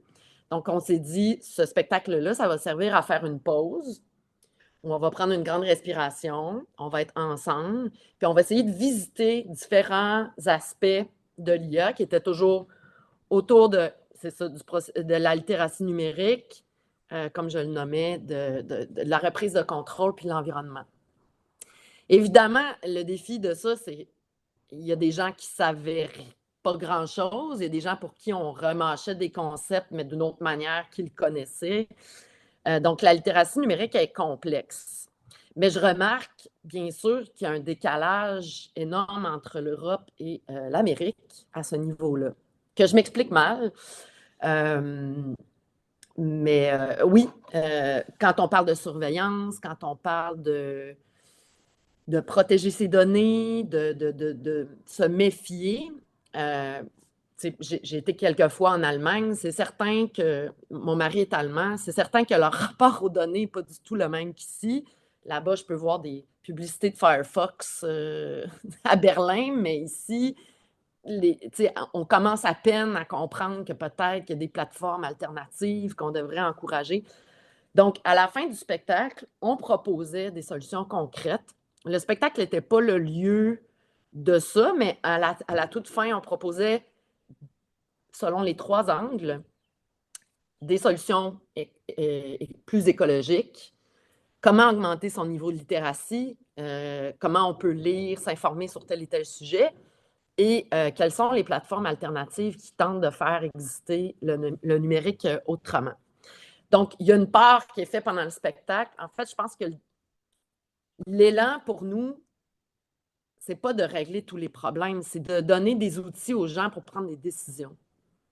Moi, ce que je tente de cultiver, c'est le concept de consentement. Après, ça ne me dérange pas que les gens choisissent telle ou telle option. Ce qui me dérange, c'est que les gens se fassent imposer des choses sans comprendre. C'est qu'on dise oui à des systèmes qui manquent de transparence. Donc, une fois que les gens sont plus, disons, plus au fait des choix, où on n'a pas toujours le choix. Mais c'est ça, je veux qu'on puisse cultiver collectivement plus de consentement. Fait que c'est ça qu'on fait à travers le travail. Depuis le début, la compagnie a vraiment pour mandat de mettre en lumière des questions éthiques qui sont absentes de l'espace public, justement pour que les gens se sentent légitimes d'aborder ces questions-là. Donc, par l'autofiction ou la fiction, on essaie d'emmener un côté très tangible à ces questions-là. C'est pour ça que, un peu malgré moi, je me suis parfois mise au centre parce que ça devenait très clair en rebondissant sur des vraies histoires. Mais disons qu'avec le temps, en 13 ans, notre mandat de compagnie est... maintenant, tout le monde parle d'IA. Maintenant, c'est partout dans les médias. Je ne dis pas que c'est exactement toujours la façon et l'angle dont je le ferais, mais ce dont je suis contente, c'est qu'on ait réussi à vraiment rejoindre des publics très larges. Et le format long dans ce type de questions est extrêmement important. Je l'ai fait, le travail ingrat d'aller parler à la radio dans des formats où c'est toujours 7 minutes. C'est pas assez. On ne peut pas être nuancé et faire comprendre la complexité d'un sujet comme celui-là en 7 minutes, c'est impossible. Donc, par le théâtre, par le cinéma, en fait, le fait d'être dans une salle en collectivité et de réfléchir à ces questions-là, c'est vraiment riche. Et on ne reçoit pas les choses de la même manière. Et pour le cinéma, ça a été un petit deuil pour moi, c'est-à-dire que j'ai fait le film pour qu'on ait des discussions, pour lancer des discussions. Au théâtre, je m'assure, quand on est en tournée ou le plus souvent possible, qu'il y a une période de discussion après, parce que les gens ont besoin de parler, les gens ont besoin de s'exprimer. Et là, le film, il est apparu sur la plateforme de l'ONF et on me dit félicitations, il y a plein de vues. Moi, je m'en fous. Je veux parler, je veux échanger, je m'en fous qu'il y ait des vues. Je veux pas que les gens écoutent ça tout seuls chez eux. Donc, c'est un peu paradoxal parce que ce sont des projets que j'ai faits pour provoquer des rencontres. Parce que ce sont des sujets qui font en sorte, je pense, qu'on se sent très seul ou on a peu d'occasion de fouiller la question en groupe. Puis je trouve ça infiniment, infiniment important, peu importe notre niveau d'adhésion et de compréhension. Donc, on a réussi à, dans la plupart des projets, s'adresser aux néophytes, même aux gens qui travaillent dans le domaine. Une des choses dont je suis plus fière, je dirais que c'est les dialogues que ça m'a permis d'avoir avec toutes sortes de milieux, que ce soit des médecins, des gens qui travaillent en TI, des philosophes. Donc, j'aime beaucoup les échanges que ça crée avec les écoles. Puis, c'est là où je m'éloigne de la dystopie. C'est quand on en parle. Donc, c'est ce qui m'aide à garder le cap. Mais pour ce qui est de vas-tu poursuivre, là, j'ai comme un trop-plein je suis devenue techno-anxieuse, je ne vous le cacherai pas, et j'ai du mal à voir que ça va dans la bonne direction. Mais par exemple, il y a 2 semaines, on a organisé un atelier ouvert à tous et toutes pour installer des plateformes alternatives, voir qu'est-ce que je peux utiliser comme moteur de recherche, qu'est-ce que je peux utiliser pour texter, comment je remplace Messenger. Il y avait plein de gens intéressés. Donc, moi, c'est dans ce genre d'événement-là que j'ai l'impression qu'on va y arriver. Oui, que le changement s'opère aussi de cette manière-là. Clairement, tu parles de ta techno-anxiété, oui. Est-ce que potentiellement c'est quelque chose que tu as envie d'aborder dans une future œuvre ou pour le moment, comme tu dis, tu t'investis plus dans des initiatives, disons, sociales euh, ben, qu'artistique, du moins sur cet enjeu-là, là, si je comprends bien. Oui, ben en fait, ouais, je viens de me rappeler que tu m'avais conseillé de peut-être montrer un extrait, j'en montrerai un. Euh, en fait, ben, les gens sont en général soit encore très techno-anxieux ou très enthousiastes. Tu sais, on dirait que les choses ça a changé, mais ça reste un peu. Je pense pas que ma techno-anxiété a sa place aujourd'hui, étant donné que je pense que beaucoup de gens se sentent comme ça. Puis ce que j'avais à dire par rapport au danger de ces plateformes en lien avec le politique, je pense que c'est dit, c'est fait. Maintenant, je laisse les gens constater les choses par eux-mêmes. Euh, Ce qui est un peu ingrat, tu sais, je reviens à l'exemple de la pièce. C'est un exemple très concret sur la difficulté que c'est de faire des pièces là-dessus ou des films. Euh, on était en laboratoire de création, puis là, on se disait, on avait l'extrait vocal d'une jeune femme très brillante qui parlait de techno-féodalisme. Puis après son extrait, on voulait faire passer sur scène une grande tête en or d'Elon Musk en papier mâché, puis de faire une espèce de procession royale. Puis un an avant, parce que c'est un an avant la pièce que j'avais eu cette idée-là, les gens me disaient Dominique, personne ne sait qui est Elon Musk. Puis donc, quand on a fait la pièce, ben, tu sais, c'est long, là, construire un. On ne change pas d'idée comme ça à la dernière minute. Donc, un mois après l'investiture de Trump, c'était comme commenter platement le présent. Donc, ça n'a pas eu l'impact, je pense, qu'on voulait. En tout cas, je vais vous montrer une scène. Je ne sais pas, est-ce qu'on a le temps? Oui, oui. Ben, on a encore 3 minutes. Peut-être que c'est une belle façon de conclure, de montrer des extraits ou des Oui, bandes annonces de tes projets. Comme ça, après, on ouvrira euh, vers les questions. parfait. Mais Donc, l'extrait que je vais vous montrer, c'est. En fait, c'est un ami que je me suis fait au fil du temps, que j'ai rencontré en 2015, Enno Park, qui a des implants cochléaires et donc qui est connecté à la machine d'une certaine manière.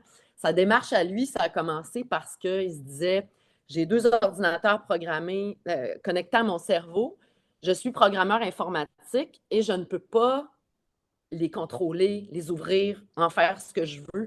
Donc, il y avait une forme de. C'est lui qui m'a inspiré le troisième groupe aussi. Donc, l'extrait que je vous montre, c'est en 2019, où sa pensée est vraiment, vraiment différente de 2015 déjà. Et quand j'étais en salle de montage, ça c'était en 2020, ben, juste avant que Trump revienne. J'étais en salle de montage, puis on m'a dit à maintes reprises, c'est un peu délicat cette scène-là. On dirait que ça fait un peu conspirationniste. Ce qui est avancé, c'est pas nécessairement. Bref, je vous montre ça. Et donc, il m'avait, Eno, raconté tout ça en 2019. Et malheureusement, dans le montage, j'ai amenuisé son discours parce que ben, c'est ce qu'on m'avait conseillé de faire. Autoriser. Je ne suis pas la pro des partages d'écran. Partager cette fenêtre. Oui.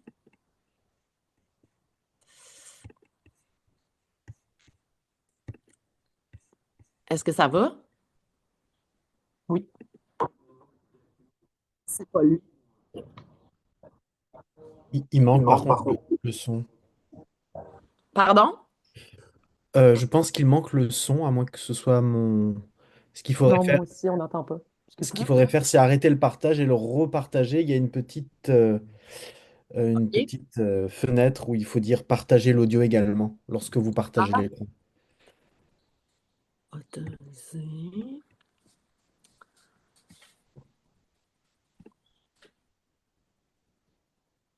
Ben, ça me dit seulement partager cette fenêtre. Partager. Bon, j'adore ça. Quand on parle de technologie, on a toujours des problèmes avec. C'est un classique. Euh, partage. Là, on a une toute petite fenêtre qui est partagée. Bon, je pense qu'on ne perdra pas de temps avec ça. Je vais vous recommander de l'écouter. Et vous saurez que lorsque vous voyez Enno Park une deuxième fois, il m'a raconté tout ça en 2019. Voilà. Excellent. Ben, merci d'avoir pris le temps de répondre à mes questions, nous avoir présenté ta pratique. Ce serait peut-être le bon moment pour demander aux gens dans l'Assemblée si elles ou elles ont des questions pour toi. Je vois que Oui, Jean-Marc a une question. Tu peux y aller. oui. Je suis très content que tu sois intervenu, Dominique. Peut-être juste merci pour ta présentation et peut-être juste ajouter un peu des détails sur le contexte. J'ai envoyé, euh, j'ai envoyé dans le chat, j'ai envoyé l'adresse courriel, l'adresse numérique qui renvoie à la fameuse déclaration de Montréal. Donc, c'est une déclaration qui a été adoptée en 2017 à Montréal et qui visait Joshua Benjo était là-dedans, mais il y avait une quinzaine de personnes, pas seulement des gens du monde informatique, il y a aussi des gens de la société civile et des universitaires aussi, et qui, en fait, donc on est en 2017, le processus a commencé en 2015, et évidemment, ce qui motivait ça, c'était l'angoisse que suscitait euh, un usage inconsidéré de la non contrôlée de l'IA. Donc ça remonte à plus que 10 ans maintenant. Et, et donc c'est adopté donc il y a 10 articles. Et ce qu'il faut savoir, c'est que cette déclaration-là a eu a peut-être pas eu tellement de résonance médiatique ici, mais elle a eu beaucoup d'effets à l'échelle internationale et elle a inspiré, entre autres, la déclaration de l'UNESCO sur l'IA, etc. Donc, c'est vraiment un document qui est important. Et à l'Université de Montréal, l'idée qu'on a eue, c'était de permettre de passer par d'autres voies qu'Internet, le numérique, euh, euh, pour développer une littératie à ce sujet-là, donc des discussions et tout. Et spontanément, l'idée qui nous est venue, c'est de faire ça par le biais du théâtre. Et c'est la raison pour laquelle on s'est adressé à Dominique. Et ça a été fait. L'enjeu, c'était que, évidemment, on peut faire un spectacle de théâtre dans une salle de 100 places, et il y en a beaucoup à Montréal. Mais l'objectif, c'était vraiment de faire ça dans une des grandes salles de Montréal. En l'occurrence, je passe après le TNM, c'est la plus grosse salle de Montréal. C'est la salle de chez Duceppe. Donc, il y a vraiment eu cette volonté de créer une œuvre théâtrale à propos je pense que je dirais ça comme ça, Dominique, hein, à propos de l'IA. Donc, c'était vraiment, il se fait beaucoup de théâtre qui inclut l'IA aujourd'hui. Julie Michel a travaillé beaucoup là-dessus. euh, L'IA générative, toutes les formes de robotique animées par l'IA, etc.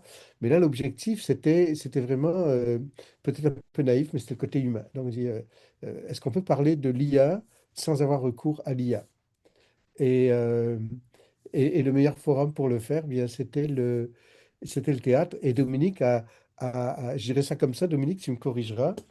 euh, Dominique a mobilisé, en fait, les outils les plus avérés, les plus efficaces du théâtre, que le théâtre a mis au point au fil des décennies, dans l'animation et l'interaction avec le public. Je pense que c'est ça ce qui est arrivé. Donc, c'était une pièce et très interactive, et qui, évidemment, de notre point de vue, a complètement atteint ses objectifs, qui était une sensibilisation à ces enjeux dont on a parlé dans la première, euh, la présentation de Jérémy, mais également dans celle de Dominique, et dont on parle en fait depuis le début du...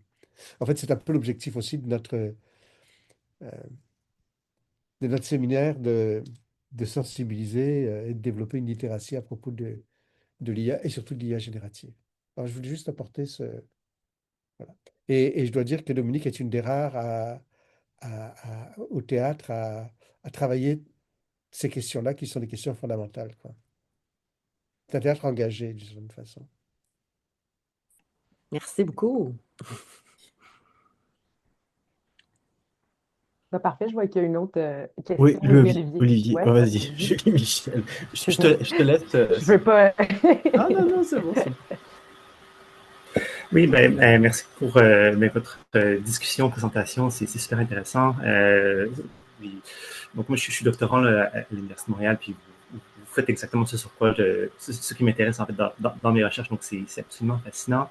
En fait, j'aurais une question là, par rapport à la question du corps, en fait, là, dans votre démarche artistique, donc dans le documentaire Post-humain, donc que j'ai eu la chance de voir, et non pas pour la pièce que j'aurais bien voulu, mais donc, vous, vous partez, un des points de départ du documentaire, c'est vraiment votre condition, en fait, là, de diabétique, puis vous montrez, vous exposez vraiment, en fait, ça semble être un des points de départ, en fait, de votre réflexion sur la question du transhumanisme, puis de votre, un peu du mariage, en fait, que vous avez avec cet objet un peu étranger, et qui est politiquement problématique aussi, là, qui est donc, votre détecteur de glucose sanguin.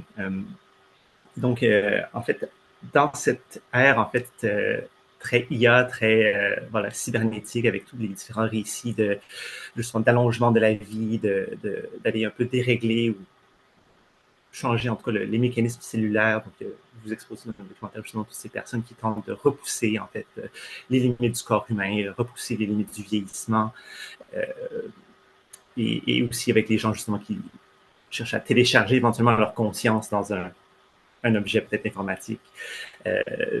Puis tout ça, ça problématise beaucoup le statut, en fait, de la corporéité du corps humain, en le reléguant un petit peu au second plan, comme si on avait quelque chose de peut-être, la question de l'intelligence était séparée, en fait, de notre corps humain, donc ce serait peut-être pas ce qui ferait notre spécificité. Donc, en fait, comment est-ce que vous intégrez, en fait, cette question-là, surtout comme comédienne, on le voyait avec la présentation de M. Allen un peu plus tôt, mais avec, disons, un certain retrait du travail des acteurs, peut-être, parfois, où on peut en fait substituer le travail, peut-être, pas nécessairement des acteurs, mais aussi le travail des machinistes, des mécaniciens, tout ça. Donc, comment est-ce que vous voyez la place du corps, là, spécifiquement, de la matérialité humaine dans votre pratique? Mais en fait, comme j'axe beaucoup sur la rencontre, pour moi, c'est vraiment, c'est ça qui est le plus important. Si on aborde, si on veut réfléchir à ces questions-là, il faut être ensemble physiquement. En tout cas, je pense que l'éthique se mesure mieux dans la rencontre. Et si je n'avais pas rencontré toutes ces personnes avec lesquelles j'ai fait des entrevues, je ne pense pas que j'aurais vraiment compris ce qui les attire, ce qui les motive, ce qui les meut. Et donc, c'est un peu ça l'idée, c'est que en personne, je fais ces entrevues-là et ensuite, en personne, je veux les transmettre. Après ça, on s'est posé la question parfois, spécifiquement dans la deuxième pièce, I.O., je voulais travailler plus avec le son. Puis on avait fait des tournages en développement qui se sont arrêtés à cause de la pandémie, mais j'avais déjà eu la chance d'aller dans la Silicon Valley puis de faire quelques entrevues.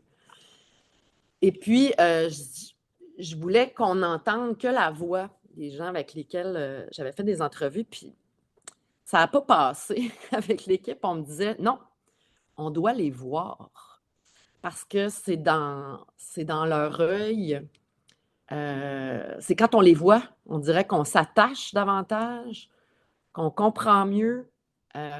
C'est dans les hésitations, c'est dans la petite émotion qui monte. Donc, ils n'étaient pas physiquement présents, mais le fait qu'on ait accès à leur corps, on dirait, aidait à mieux saisir les personnages que je tentais de mettre en lumière. Sinon, j'ai l'impression que l'IA va complètement bouleverser la majorité en fait, beaucoup d'aspects de la société qu'on a longtemps pris pour acquis et aussi énormément d'emplois. Mais le théâtre, étonnamment, même si c'est un art pauvre et qu'il faut se battre très fort pour le faire exister, je pense qu'il y a des gens qui vont avoir envie vraiment de sortir de la bulle de... Moi, en fait, jusqu'à maintenant, je n'ai pas vu beaucoup de choses produites par l'IA qui m'ont pas... qui m'ont touchée, premièrement. J'ai juste l'impression d'être saturée. Je me sens déjà saturée. Puis ce qui me fait du bien, puis quand je finis ma journée devant mon ordinateur, devant mon écran, ça a l'air hippie, là, mais tu sais, le fait d'être en contact, en relation, des fois, je ne soupçonne pas à quel point ça me fait du bien. Bref, pour moi, les arts vivants vont peut-être utiliser l'IA, mais l'idée de la rencontre va peut-être devenir de plus en plus importante, puis peut-être que cet art millénaire retrouvera tout son sens alors que tout se numérise, j'ose croire. Ensuite, peut-être la même chose pour le cinéma. Moi, j'ai eu des... rapidement, l'ONF a voulu mettre mon film sur YouTube. Ça pose des questions que M. Allen a soulevées un peu plus tôt. Puis je me dis, mais voyons, tu sais, je critique des plateformes comme celle-là. Puis là, on me disait, mais c'est la façon d'aller rejoindre le plus de monde. Fait que tu sais, je me suis sentie vieille à ce moment-là parce que pour moi, le vrai cinéma ne fait pas être sur YouTube. Mais je suis consciente qu'il y a un changement parce que les gens peuvent être en contact plus facilement avec ces œuvres-là. Fait que je sais aussi que je dois m'adapter à certains égards, mais j'aime regarder des gens qui font du stop motion. T'sais, on dirait que plus les choses se numérisent puis vont rapidement, plus je suis attirée vers des choses très analogiques. Puis c'est un exemple anodin, mais vous avez vu le tollé, l'espèce de vague de angine de poitrine. Ben pour moi, c'est un exemple très concret que 2 personnes, un costume fabriqué à la main, puis beaucoup, beaucoup de savoir-faire, peuvent, tu sais, je veux dire, il n'y a pas une IA qui va créer cet engouement-là. Mais à voir. Est-ce que dans les années à venir, je veux dire, tous leurs billets se vendent, les gens veulent être physiquement dans la salle avec eux. Fait que c'est ça. J'ai l'impression que pour certaines personnes, la rencontre est encore importante. Ensuite, j'ai croisé des auteurs, autrices qui ont peut-être des conditions plus d'interaction, avec qui c'est super de collaborer avec une IA pour la création. Je suis consciente que ça peut aider certains types de cerveaux. Ça peut aider mon cerveau pour me structurer ma pensée. Mais pour avoir des idées, moi, ça se passe en 1 à 1 avec des humains. Fait que je pense qu'il y a toutes sortes de façons de vivre avec ça. Il n'y aura pas une façon de réagir, mais je ne pense pas que tout le monde va foncer à pieds joints. C'est les spectateurs, les spectatrices qui vont décider ce qu'ils veulent, puis c'est les bailleurs de fonds qui vont décider dans quoi ils veulent investir, qu'est-ce qu'ils priorisent. Puis je reviens à la question, quand on me pose des questions sur l'IA, les arts, l'IA, les arts. Moi, le rythme qu'on nous demande en ce moment pour pouvoir survivre, pour pouvoir vivre de notre art, si c'est ce rythme-là qu'il faut avoir, ben demandez à l'IA. Moi, j'ai besoin de prendre mon temps, j'ai besoin de réfléchir, j'ai besoin de digérer les affaires. Et donc, s'il n'y a plus de cadre financier qui peut permettre ça, ben comment l'artiste se distingue? Je ne sais pas. Donc, moi, je suis pour, oui, allons-y avec l'IA quand on veut aller vite puis on veut couper des postes, puis parce qu'il faut suivre l'ère du temps. Mais pour ceux et celles qui veulent se distancier ou qui veulent comme continuer à cultiver autre chose, ben, valorisons le temps. Merci. Alors, Jérémy. Est-ce que c'était pour répondre? Parce que là, je voulais, Jérémy, vous intégrer aussi dans les Oui, questions. on peut faire ça en formule échange. Oui, c'est un peu pour réagir, mais pas. On peut passer à l'étape d'échange, quoi. Ouais. Ouais. En fait, moi, bon, René avait une question, mais je me permets de me mettre juste avant parce que je suis pas encore intervenu. Euh, manière de faire. Bon, alors, il y a plusieurs manières de faire dialoguer vos présentations et l'entretien. Moi, j'irais peut-être avec une notion qui est peut-être un peu, comment dirais-je, un peu passe-partout, peut-être même un peu éculée, poussiéreuse, même maintenant, c'est la notion de technosolutionnisme.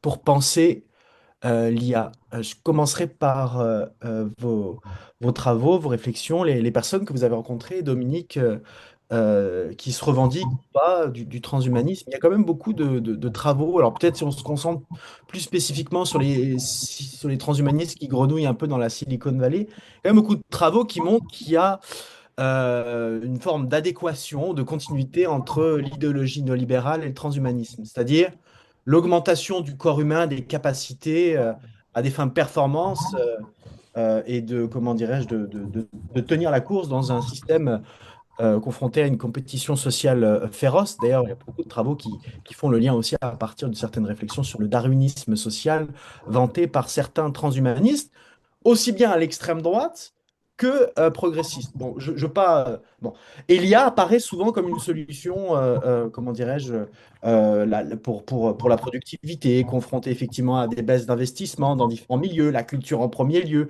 Elia vient, comment dirais-je, répondre à certaines questions, à certaines problématiques, mais qui sont une problématique qui sont vraiment celles du néolibéralisme. Et je trouve que ça rentre un peu en écho avec votre présentation, Jérémy. Vous aviez dit jeter un pavé dans la mare.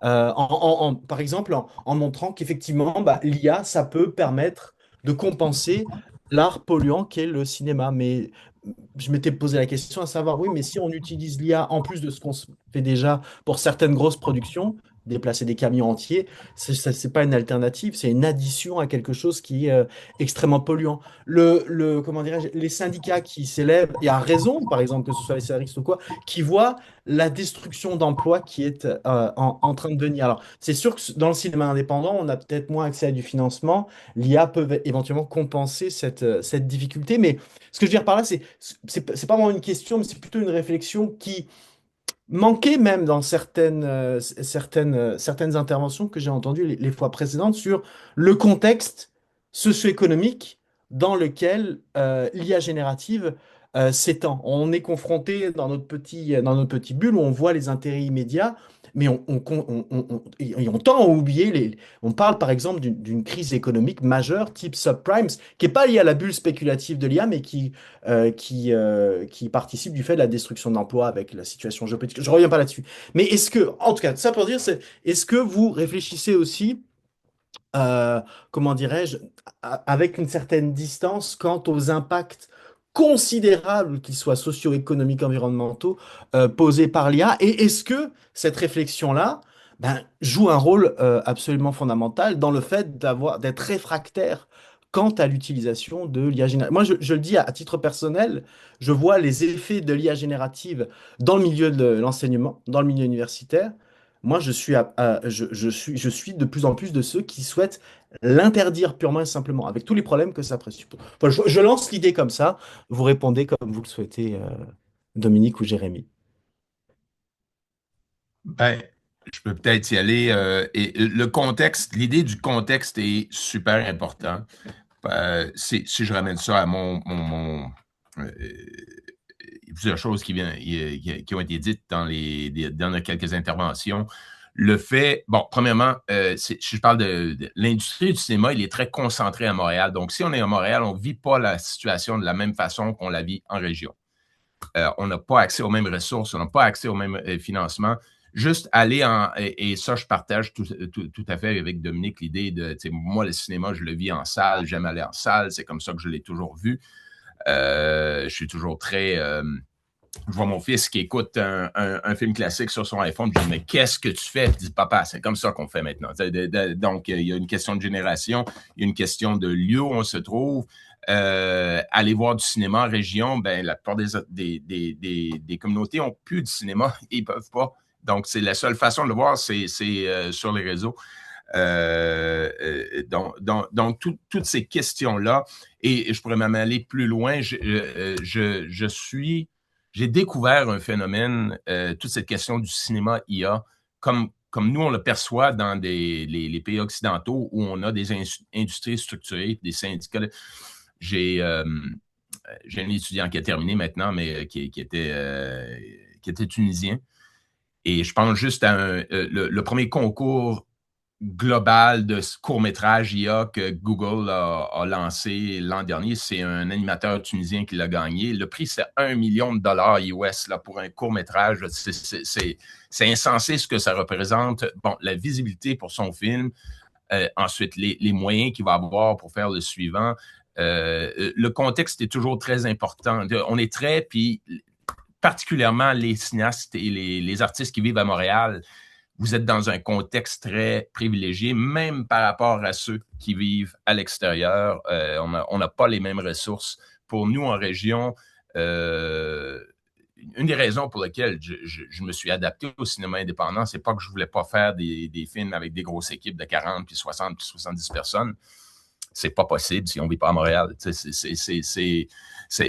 Le contexte est toujours important et va changer la façon dont ce que l'IA va représenter pour ces personnes-là. Je pense juste aussi à un autre secteur complètement, la santé. Mon père est médecin, qui est à la retraite maintenant, mais longtemps, il a travaillé sur les ambulances aériennes qui allaient dans le Grand Nord, dans les communautés inuites mais il disait que maintenant, l'IA et les réseaux nous permettent de travailler à distance, de voir les gens. OK, c'est pas aussi bien que d'être dans la salle avec eux puis de pouvoir palper. Mais ça ouvre des possibilités pour ces communautés-là qui sont super importantes. Puis nous qui sommes, parce que bon, je suis pas à Montréal, mais je suis quand même dans une grande ville, dans le sud, un endroit assez privilégié à beaucoup de niveaux. Il faut pas oublier cet aspect-là aussi. En quelque part, juste ramener ça à l'idée d'aller voir des films en salle, qui pour moi, c'est l'expérience fondamentale, mais il y a beaucoup d'endroits où c'est tout simplement plus possible. Il n'y a plus le réseau de distribution, il n'y a plus le... Donc, ça rejoint peut-être la question que Dominique évoquait de lancer son film sur la plateforme de l'ONF ou sur YouTube. C'est comme ça que la plupart des gens peuvent le voir. Oui, idéalement, même si c'est pas, il y a pas l'aspect au cinéma de communion qu'il peut y avoir au théâtre. Je vais beaucoup au théâtre. Ma conjointe est la programmatrice du Diamant, le théâtre de Robert Lepage à Québec. Donc, j'en vois énormément de théâtre et j'adore aussi ce médium. Mais même au cinéma, on aimerait toujours qu'après la représentation, on puisse prendre du temps et échanger avec le public. Ça se passe pas souvent, ça se passe en festival. Et c'est des moments qui sont magiques parce qu'effectivement, on reçoit des choses sur notre travail qui nous permettent de réaliser en quelque part qu'est-ce qu'on a fait. Donc, voilà, c'est toute une série. J'ai pas c'est une série de réflexions sur ce qui s'était dit. Et bon, le point fondamental, c'est que le contexte dans lequel on se retrouve est toujours extrêmement important sur comment on reçoit l'IA, à quel point c'est important, est-ce qu'on a des alternatives, toutes ces questions-là. Et c'est pour ça que ça devient très, très complexe, ces questions. Voilà. Merci. Merci beaucoup, Jérémy. Peut-être Dominique, si ça vous inspire une réponse. Ben, je vais surtout rebondir sur ce que vous aviez posé, Fabien.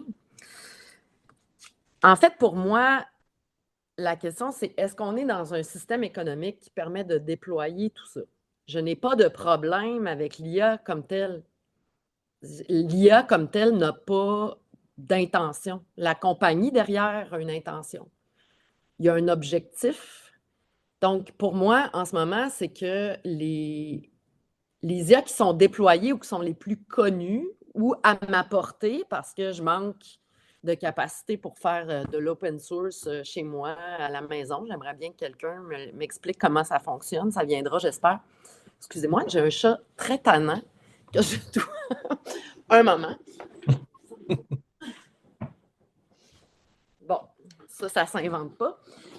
Donc, oui, j'ai pas de problème avec l'IA comme tel. J'ai un problème avec les compagnies qui ont le plus de données et le plus de moyens en ce moment pour les déployer. Pour moi, c'est une question, je reviens toujours avec la question de l'accès. Quand on me parle, admettons que je croise quelqu'un, on parle de transhumanisme, la première réaction, une des premières, c'est toujours bon, ça va être juste pour les riches. Ce avec quoi je suis en partie d'accord, mais c'est aussi pour ça que je ramène toujours les gens au présent. Je suis diabétique de type 1. Le prétexte pour lequel j'ai utilisé ma maladie, c'est que je dépends d'objets qui sont développés par des compagnies pharmaceutiques qui n'ont pas intérêt à ce que je ne sois plus dépendante d'eux. Donc, mon chemin, c'est de partir à la recherche d'alternatives. Est-ce que quelqu'un peut me construire quelque chose dont je pourrais être un peu plus en contrôle? Est-ce que mes données peuvent rester mes données à moi où je suis contrainte à être surveillée constamment? Donc, quand les gens me demandent, et puis Dominique, après 13 ans à chercher, est-ce qu'il y a une solution pour ton diabète? As-tu trouvé quelque chose? Ben oui, j'ai trouvé. Ça s'appelle une pompe à insuline. Une pompe à insuline, c'est une technologie existante qui est déployée par les compagnies pharmaceutiques, qui est hors de prix, et qui me permettrait d'allonger radicalement ma vie et qui me permettrait d'avoir une qualité de vie complètement supérieure. Vous n'avez pas idée. Je n'y ai pas accès.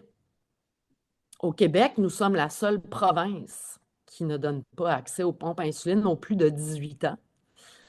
C'est disponible en France, ça l'est en Allemagne.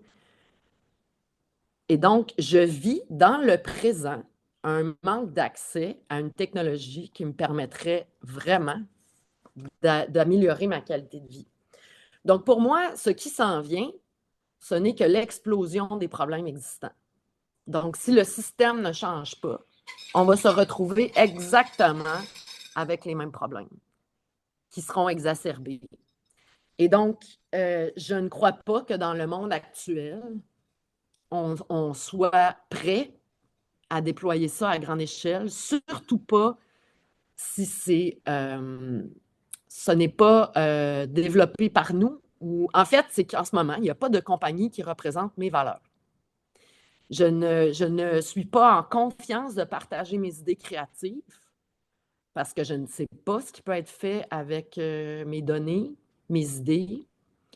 Il y a quelques IA qu'on me dit plus éthiques. Claude n'en est pas une.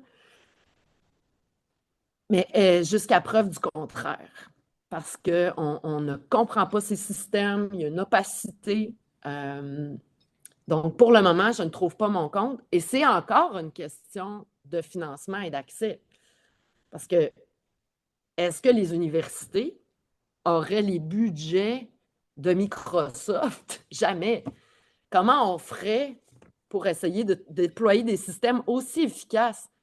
Ça fait 25 ans qu'on nourrit les grosses plateformes avec nos données. Puis tantôt, on parlait de télécharger le cerveau. Là. C'est plus ça aujourd'hui. C'est pas télécharger le cerveau, c'est que j'ai une copie de moi-même quelque part à laquelle je n'ai pas accès. Et nous avons tous une copie de nous-mêmes quelque part. Donc, il n'y a plus besoin de télécharger son cerveau. C'est un autre niveau. Là. Donc, pour moi, nous ne sommes malheureusement pas dans une société qui est prête à accueillir tout ça. Puis, je pense que le niveau de réactivité et de compréhension du politique, particulièrement au Québec, par rapport au numérique, c'est très, très inquiétant. En Allemagne, j'ai une amie qui est psychothérapeute. Si elle utilisait Zoom pour faire une rencontre ou Teams, elle perdrait son emploi. Ici, pas de problème. Tout l'hôpital, tous les hôpitaux sont sur Microsoft et rencontrent leurs patients sur Teams. Le décalage est immense. Donc, je ne pense pas que nous sommes prêts à ce que l'IA, justement, les médecins commencent à le dire. Êtes-vous d'accord que je prenne les notes de notre rencontre avec l'IA? Bien, sur quelle plateforme vous êtes? Sur Microsoft. Je pense qu'il est urgent que la majorité de la population comprenne ce que ça peut vouloir dire. Tout ça, et malheureusement, on n'a pas... c'est ça. On n'a peut-être pas tous les mêmes accès Je reviens à mon mot préféré, consentement. Merci. Merci beaucoup, Dominique. Bah, ce sera le mot de la fin de cette séance. Il est midi. Donc, écoutez, merci beaucoup pour vos présentations. Merci au public pour vos questions, pour votre participation, pour votre présence.